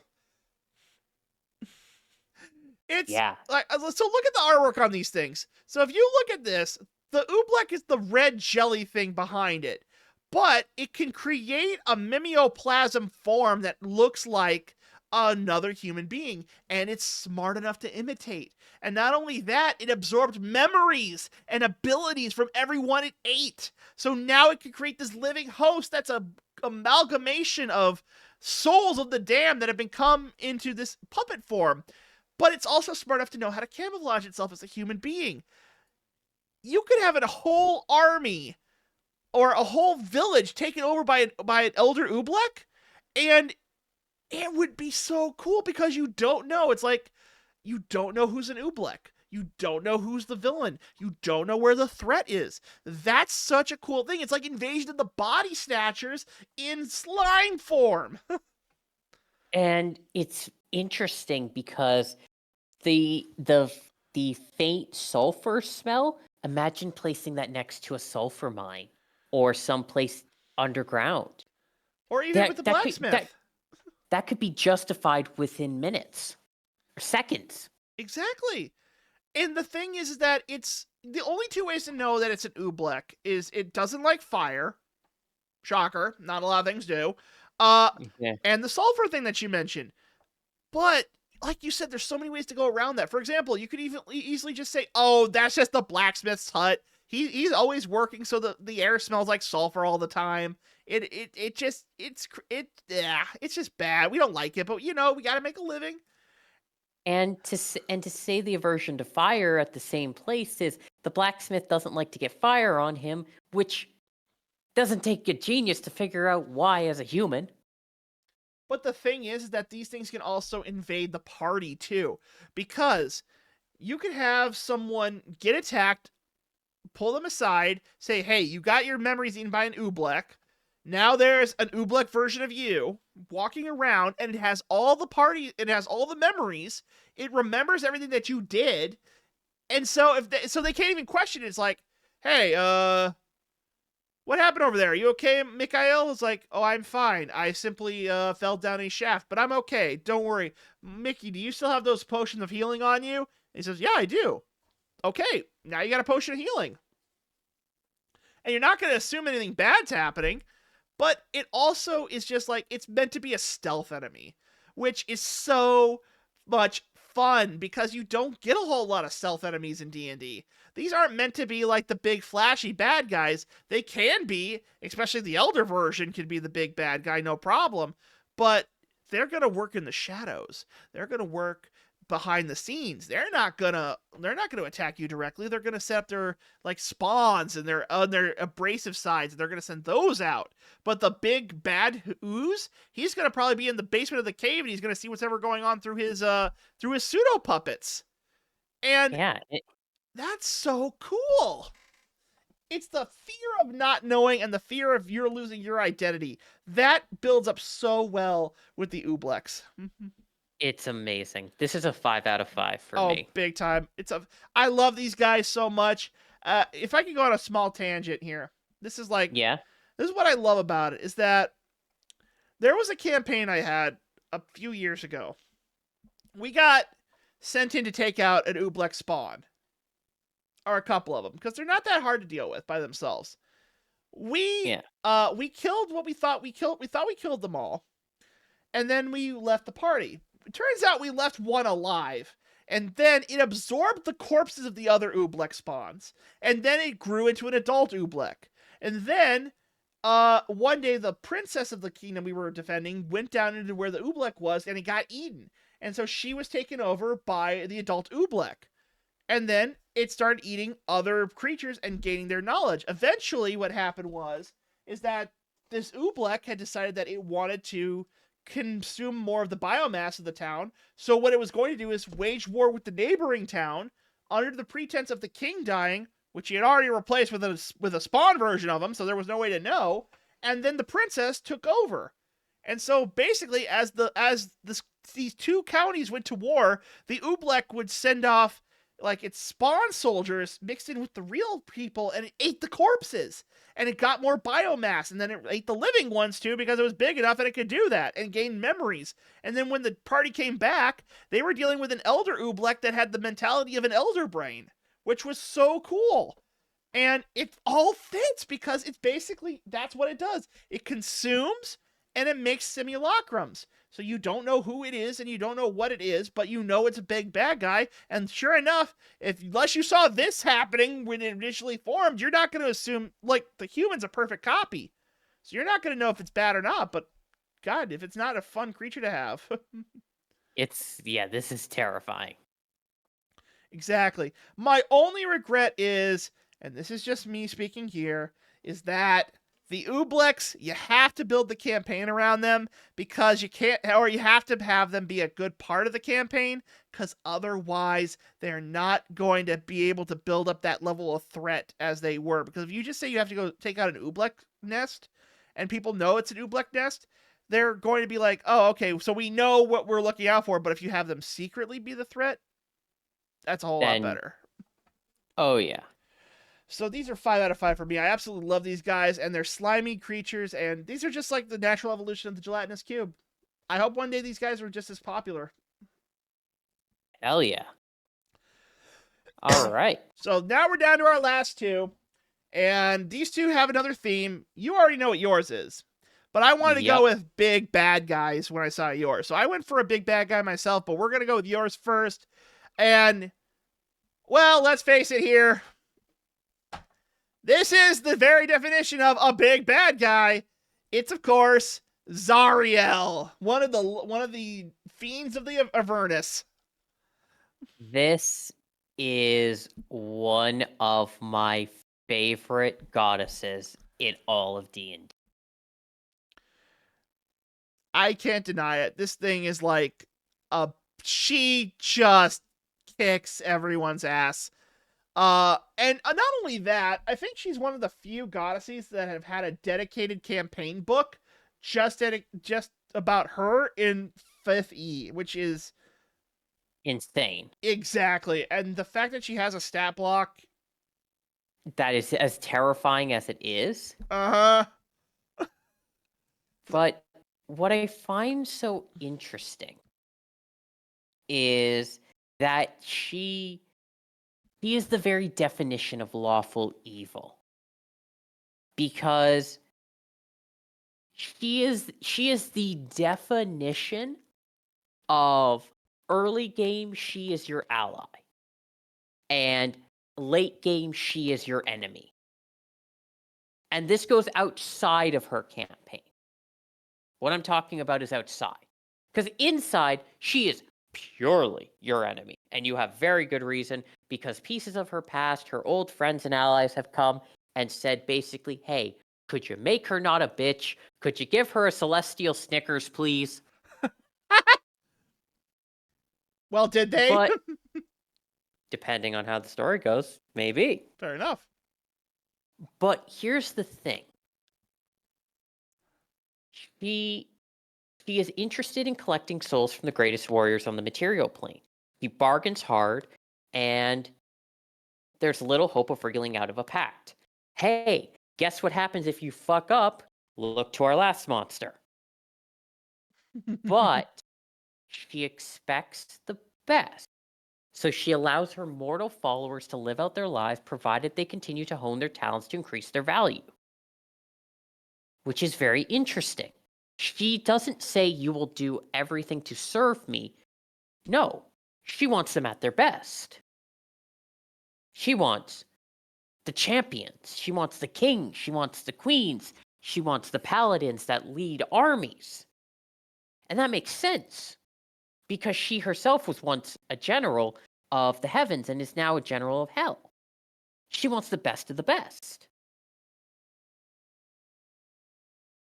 And she's very good at scaring people. She can just, on initiative count 20, just cast Fireball. She just can. You know what It's else not- she can do? She can do a legendary action. No. I was just seeing this and I wanted to point this out. Yeah. She has another spell, and it's the Finger of Death. Oh, yeah. So she can just okay, you die now. Wait, what? Oh! Yeah, it's just like, you're boring me. Beep. Now I wonder what would happen if she fought the Finger of Doom with the Finger of Death. Exactly. But what I find so fascinating is that her lair is terrifying. Her lair, literally, she can cast a major image spell, and she doesn't need to concentrate on those. And you have to beat a DC 26 wisdom saving throw or become frightened of the illusion. And do you know what her favorite image is that she likes to make with those? Your loved ones being burned alive. Oh, wow. So she's not playing around. So yeah, honestly, it seems like you should not fuck with her. Yeah, she is a challenge 26 for a reason. She also has regeneration, which sounds like, oh, well, how dangerous could that possibly be? She regains 20 hit points at the start of her turn unless she takes radiant damage, and she dies only if she starts her turn with 0 and doesn't regenerate. So you have to get her down to -20 or hit her or radiant damage, which is a very uncommon type of magic damage. Yeah, she can alter self. She can cast invisibility on herself. She can do blade barrier. She can do dispel evil and good. So basically breaking enchantments or driving a creature back to its home plane, which unless you're born in Avernus or the 9 circles of hell, you're going back there. All right, I'm bored with you. Go home now. Wait, what? Damn it! Exactly. And something that is absolutely... Now, of course, all of that is like, that's all very interesting. She's a very powerful enemy. But you said something at the beginning that was very fascinating, is that she can be a good person, a good ally to have in the beginning. or even to the mid/late campaign, depending on the story. Now, what exactly do I mean by that? Well, first of all, in the legacy versions of the classes, there's the Zariel Tieflings, which have her bloodline. So they get additional strength and some other features and specific spells. But that's not what makes this one so interesting, because that was a while ago. This is for, specifically, if you choose to be a cultist of Zariel, or if you're fighting a cultist of Zariel. Every cultist gains the Ferocious Surge trait, which regenerates after a short or long rest. And this is where it gets terrifying, okay? Okay. If that creature hits with an attack roll, the cultist, either on your side or the enemy's side, and it hits with an attack roll, it can turn any one single hit into a critical. So let me get this straight. She can guarantee crits, then, is what you're saying. Once per short rest. Once per short. Oh, wow. Per short rest.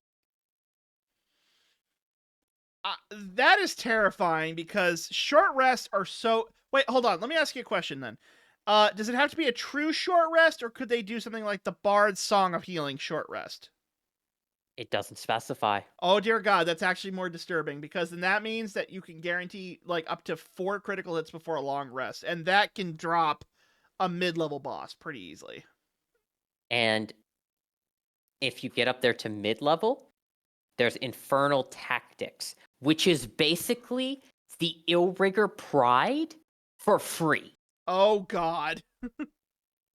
Because immediately after rolling initiative, this creature can choose itself and up to 3 allies it can see if it isn't incapacitated. It then swaps the initiative results among those chosen creatures. You decide who's going when.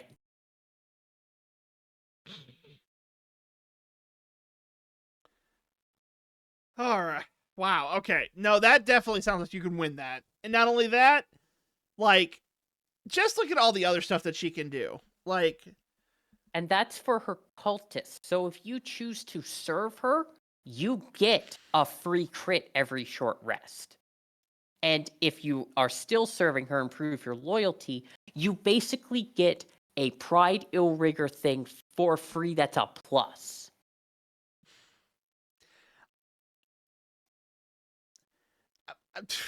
I'm reading this and I'm like, damn, I got nothing. Like, honestly, like, this is one of the few villains I'm like, there's nothing I could add to this, because just the sheer amount of what she can do is so devastating. And not only that, just like natural armor of 21, that means you're not going to be able to hit her very often. Fireball at will, which is fucking amazing. Like, we all know, because that just like, and not only that, she has her own lair, which apparently also involves throwing fireballs, which is kind of cool. But yeah, like, just reading her is like, you don't see her as something that you could approach. This is something like this has a stat block, and we all know that that one player who's like, if it has a stat block, I can kill it. Okay. Good luck. Yeah, good luck. You're probably going to die. The rest of the party ain't that stupid. Yeah. And if you choose to serve her, even just saying, I serve you, and you specifically say to the DM, I wish to become a cultist of Zariel, well, first of all, you have new specific goals that you have to meet, but also you just get free crits. And trust me when I say this, free crits are never something you want to worry about. You never want to... And then, I don't know how to say it. And then if you prove your worthiness to her, you just straight up get to say who goes first, who goes second, who goes third, and who goes fourth in a specific portion of the turn order. No, I go next, and then I punch you in the crit zone. The what? Oh god, the crit zone. Yeah, like you can basically say, I go first and I crit. What do you mean? You just it wasn't a crit. You rolled. No, I said I crit. Remember? Oh shit. Oh, not only so basically it's like Fist of the North Star, where it's like you're already dead, and then you just walk up, do the Fist of the North Star, hit the pressure points, and they all explode. Yeah, and you get that free crit every short rest. So any class that basically does like anything on short rest, like, oh gee, I don't know, warlocks. With This Eldritch is this Bolt. this is part of their thing. Because it doesn't say weapon magic roll, or it doesn't say spell attack roll. It just says hits with an attack roll.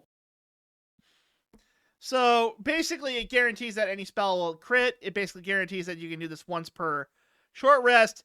If bards are able to like use their song of rest, which gives them an additional short rest, then you're looking at maybe up to 4 short rests before you need to take a long one, get your spell slots back because you're a warlock, and constantly deal a shit ton of damage. So that being said, yeah, she would make a very good patron.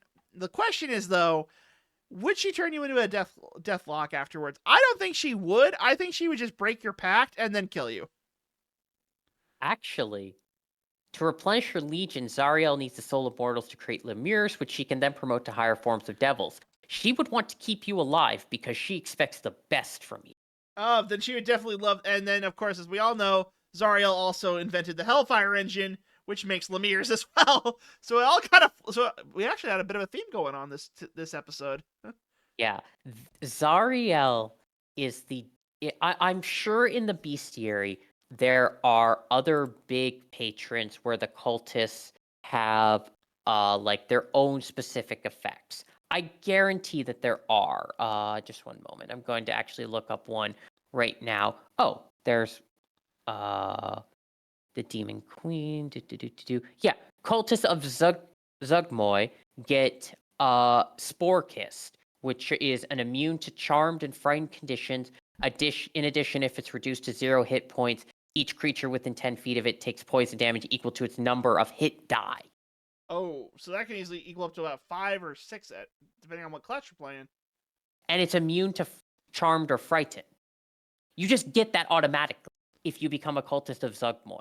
So any evil deity that you become a cultist to, you get a free effect. We're gonna have to look at the cults in one episode next month. Because I know because now I'm interested and I really want to see what we can do for character creation. But but now comes the hard question. How many flumps? 5. Easy 5. All right, I'm gonna give her 4.5 because I still have a lot to learn about it. But she's definitely a threat, and I love her. Yeah, and she is the textbook fiend patron, where you walk in and you go, okay, I get this extra cool little thing because I'm specifically choosing her and not just a random fiend like a succubus or an incubus. I'm specifically going, I am putting my soul on the line for Zariel. I believe my goals line up with her and I believe I can meet her expectations. Which, as a DM with a deathlock and also those extra abilities, means your character's going to have some work to do, and your warlock patron just went from flavor to your whole damn character. Damn right. Okay, so that was all your creatures. We're down to the last one for the episode, and this one is okay. This one has a special place in my heart. Oh no. I know you're gonna look at this thing and go like, what the hell is Garson on about? But let me tell you this right now. This thing is a beast, and not only is it a beast, it has the rare gargantuan subtitle, which if you don't know what that means, it's bigger than a fucking huge. I think the only thing that I know of that has gargantuan is the Tarrasque. Yeah. But this thing has it. We're looking at the Elder Tempest. Oh. Oh, I know why you chose this. Holy shit. Well, now hold on. You might have a reason why you think you picked it. Like, okay, you might have a reason for why I think I picked it, but I have a reason why I picked it, and they might overlap. But it's worth it. Trust me. The Elder Tempest. This is essentially the purest form of the Elder Tempest is that it's a living storm, in the form of a feathered Quetzalcoatl serpent. It is always in the middle of the storm. It is always raging with thunder, wind, rain. a hurricane in the form of a living creature, an elemental that only knows one thing, and that's pure nature in its rawest form. Now, it's not evil, it's not good, it's neutral, but earlier I mentioned this, and this is true. The thunderstorm does not care where your house is, it's still going to fucking drop the goddamn rain on you. And This yeah. this is what Tempest clerics want to be. This is what the Tempest clerics pray to and wish they could be. But this thing is just a dangerous thing. So the reason why I love this is I like elemental monsters a lot because it has so many unique variance things that you can do with them. But the main thing I love about these guys is that this is like a thunderstorm come to life. And how do you fight a storm? Well, I noticed that it doesn't have the charm immunity, so I can fuck a thunderstorm. It's also got a 2 in intelligence, so it's not really going to know what you're doing. And it also has an 18 in charisma and a 21 in wisdom. It's going to know what you're doing. Yeah, it's going to know what I'm doing, but it's not immune to charm, meaning I can fuck a thunderstorm. Note to self, put charmed on the... But anyway. That's going to be clipped. Well, I don't know. Hero hasn't been doing a whole lot. No one's been doing a whole lot of clipping in the episode, but it'll definitely be in the. It's definitely in the final version. Okay. I So get to fuck a thunderstorm. Let's go. So here's the thing I love about this. One, it moves fast, 120 feet. Obviously, it's going to catch up to you. But Yeah, when it enters, but when it stops, it can move through any space. If you go into a house, this thing can go in there and fucking show up and be like, motherfucker, that door ain't gonna help you. You're going to die. Yeah, it can move through a space as narrow as 1 inch wide without squeezing. Yes, exactly. So you can't even hide inside, which is really cool. And it has flybys, so when it flies out of reach, you can't attack it. It's just bye. Yes, and not only that, it literally is in the middle of a tempest storm constantly. So you could have up to a 10-mile storm in diameter with this thing in the middle of it. And it can make rain or snowfall. It can make the land difficult terrain. It can cause it can put out forest fires, or if you wanted to, you could have this thing basically create a hurricane and throw your ass like miles out at sea, and you're never going to find your way back. This thing is a beast. And this thing is also designed to destroy structures. It's a living force of nature. But also, I do have to admit there is something really funny. What? The legendary action Screaming Gale. Each creature in that Tempest of Blast and Thunder and Wind either needs to make the Dexterity 21 deck saving throw, or take 4d10 thunder damage and just be flung 60 feet like a frisbee. And it has to use up all 3 of its legendary actions to do that, but come on. Like, at that point, you're like... At that point, you're going, I believe I can fly. I believe I'm good. Oh, shit, I'm hitting the ground. Bam! Yep. And this is what I love about these giant things. Is like, I love big monsters, but it doesn't even, like, at first glance, this thing's not going to appear to be like a big bad thing. Okay? It's just not, because you're going to think it's a storm at first. It's nature. And so trying to fight nature is like a test in futility. It's not a good idea. This thing shows that some things are just going to happen, and you have to accept it in a party. It's not going to always be like, oh, well, you know what? I'll just go punch the cloud because I'm a monk and I can jump up that high. And like, no, because, well, for fucking starters, it's in the goddamn sky. Second of all, it's got a fucking 10-mile radius of storm around it. Third of all, why would you want to punch this thing? It probably isn't even doing anything to you. Now, unless, of course, you have a cloud giant, which actually can summon these things, which is kind of cool. But also terrifying. Yes, and I've actually had these things back in the last campaign before we did the great reshuffle, as I like to call it. But my Now, point. but what I find so fascinating Mm-hmm. is that there's actually a weakness built into it. Go on. Look at its fly speed and in the bracket. It can't fly up. That's true. It can only hover. If you get above a storm, like how we do in planes, you are in less danger. I'm not saying you're out of danger, but you're in less danger. And you know what will help it get up there? Rope trick. Rope trick will not help you get up there. It will if I say so. Anyway, but that's beside the point. I just want to throw that little. I'm still gonna fucking argue that to the day I die. But no, like, okay, yeah, and you're right. It is like a living storm. So if you do get above it, it's not gonna be a threat to you. But at the same time, getting up past 120 feet in the sky is not an easy feat either. No, but what makes it fascinating is that it has an intelligence of 2, meaning that. Wait a minute. Hang on. I need to look this up. Go right ahead, but please give me some context. Oh, This would be because I'm wondering,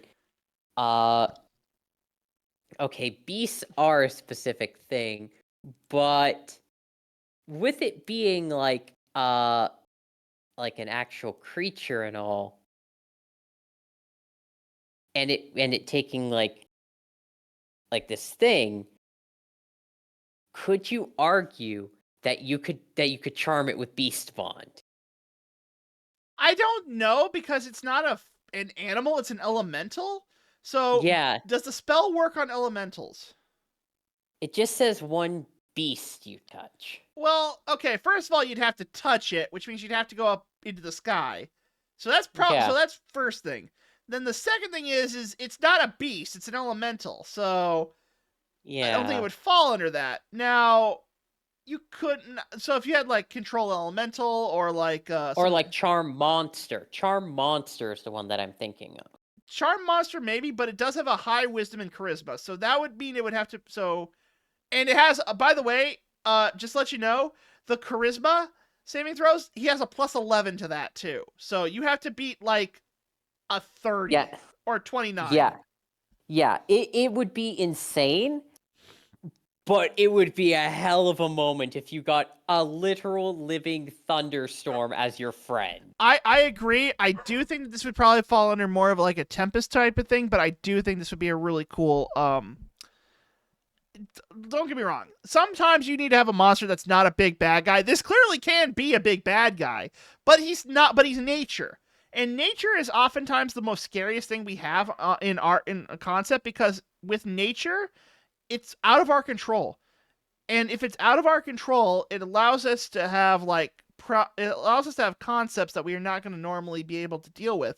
So, like for example, if a fire is spreading, this fire is always going to be a problem, but obviously the fire isn't going to be like something that you can control personally. You can only put it out. With a storm, the storm is going to rage on. And if I hear anyone make a goddamn Frozen comment, I'm going to flip my shit. But like the point is, it's you a just storm. Need to let it go. Yeah, shut up. Anyway, it's a storm. It's a storm, and it's big, it's massive, and it has it is sometimes it's just one of those things where if you fight against it, there's not a whole lot of way you're going to be able to fight against it properly, but it will be a lot of fun to see this thing raging on in your campaign. So I think it's a good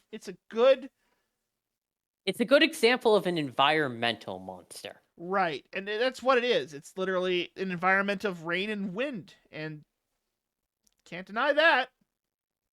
Yeah. Good luck stopping it. Yeah, so I'm gonna give this thing 5 out of 5 flumps because I just love the concept. I love the look of it, and what I love the most about it is that you could even easily turn this into a god on a pantheon because just the look of this design, this is clearly influenced by Quetzalcoatl, the feathered serpent. Yeah. You could easily be like, this is like one of our deities, and it's and the faith of it's like, let's say you ran to a tribe of people who worship the storm, and the storm gives them great power, taught them how to be like Tempest clerics, and they worship it, and they give it a name, and then even though it doesn't know they're praying to it, they do know that they do worship it because of what it can do. Yeah, it's absolutely incredible and terrifying. And I do have to admit, it is very much a case where it has a very specific intelligence weakness. So, but what makes it fascinating is that it's specifically 2 for a reason. And it has a built-in failsafe against something that you might think is actually really powerful. Exactly. Psychic Scream. Now, here's the thing. If you're going up against this thing, you are fighting a level 23 challenge monster. You're not going up there without your level 9 spell slot. So you think, okay, it has really, really low intelligence. I will come at it with an intelligence saving throw of Psychic Scream. Well, here's the thing. Creatures that have an intelligence score of 2 or lower are unaffected. And I think that would ruin a lot of people's plans, especially if you did do all that planning and you go in and like, okay, I'm going to cast Psychic Scream at it, and everyone's like, wait a minute, it doesn't work on it. We can't do it. We can't kill it. And then you just see him like, oh, but see, here's the thing. You're 120 feet in the sky. Screaming Gale, I'm going to push you all up to 80 feet, and then that's terminal velocity as they drop down. Yeah. The only spell that would work to a significant degree is Feeble Mind, which is basically you make the creature's intelligence and charisma scores become 1. The creature can't cast spells, activate magic items, understand language, or communicate in any intelligible way. The creature can, however, identify its friends, follow them, and even protect them. So basically, the only chance you have against this thing is to completely and utterly mentally destroy a storm, which is horrific to say you did. You can't say that with any sort of pride. Well, here's the other thing. It doesn't cast magic. So doing that still won't stop it from attacking.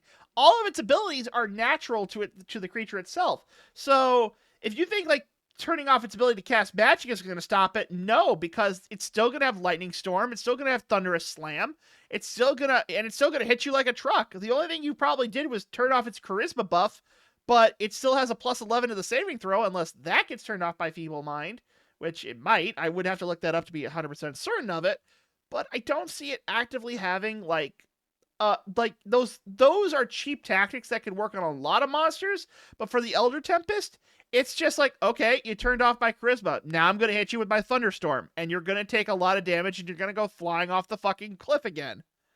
Because you're probably going to be fighting this thing on a mountain range as well, just to get up to the height where it would be. So that already puts you at a big disadvantage because of difficult terrain, the amount of height it is. You could easily go falling off of it and then go throwing down the mountain. So those are environmental factors that also contribute to fighting a giant elemental that's part of nature. Yeah, like, it doesn't matter.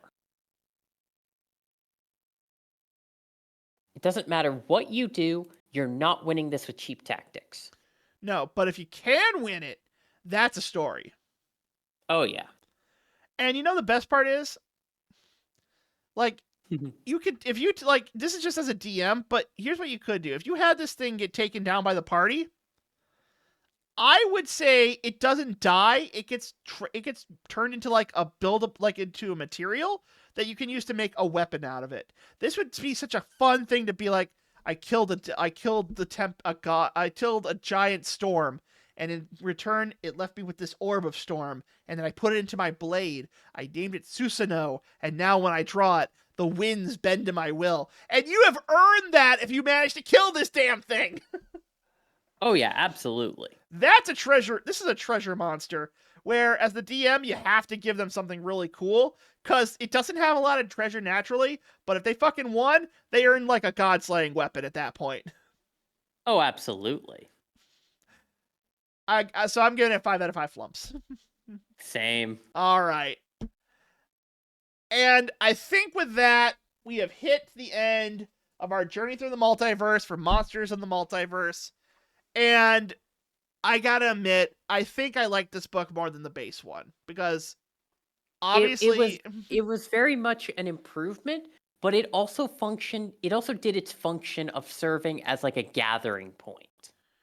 right. And not only that, there's still a lot of really cool monsters and stuff that we barely touched the surface on. Yeah, so if you're looking for something really cool to do, just open up a manual, flip to a random page and try to come up with a story point for a monster. You'll never know where it will take you. And that's usually, and you know what? I think that's a good way to say, even if you don't know exactly where the story is going to go, you have so many options in Monsters in the Multiverse that you can make like monsters that would normally not appear in a campaign work. And it feels so cool that you have these.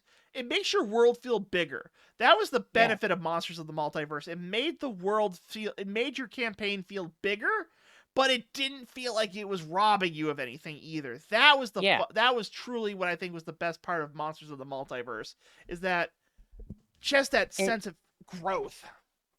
And even the smallest things like the cattle I mentioned, those are such, like, with all that story that you could come and that you came from a village that raised its own Aurorches or deep rocks, and you come into a village and you find that just the cows are alive, and you find that it's stench cows, and figuring out where they came from because they aren't natural to here. All that builds to a deeper world.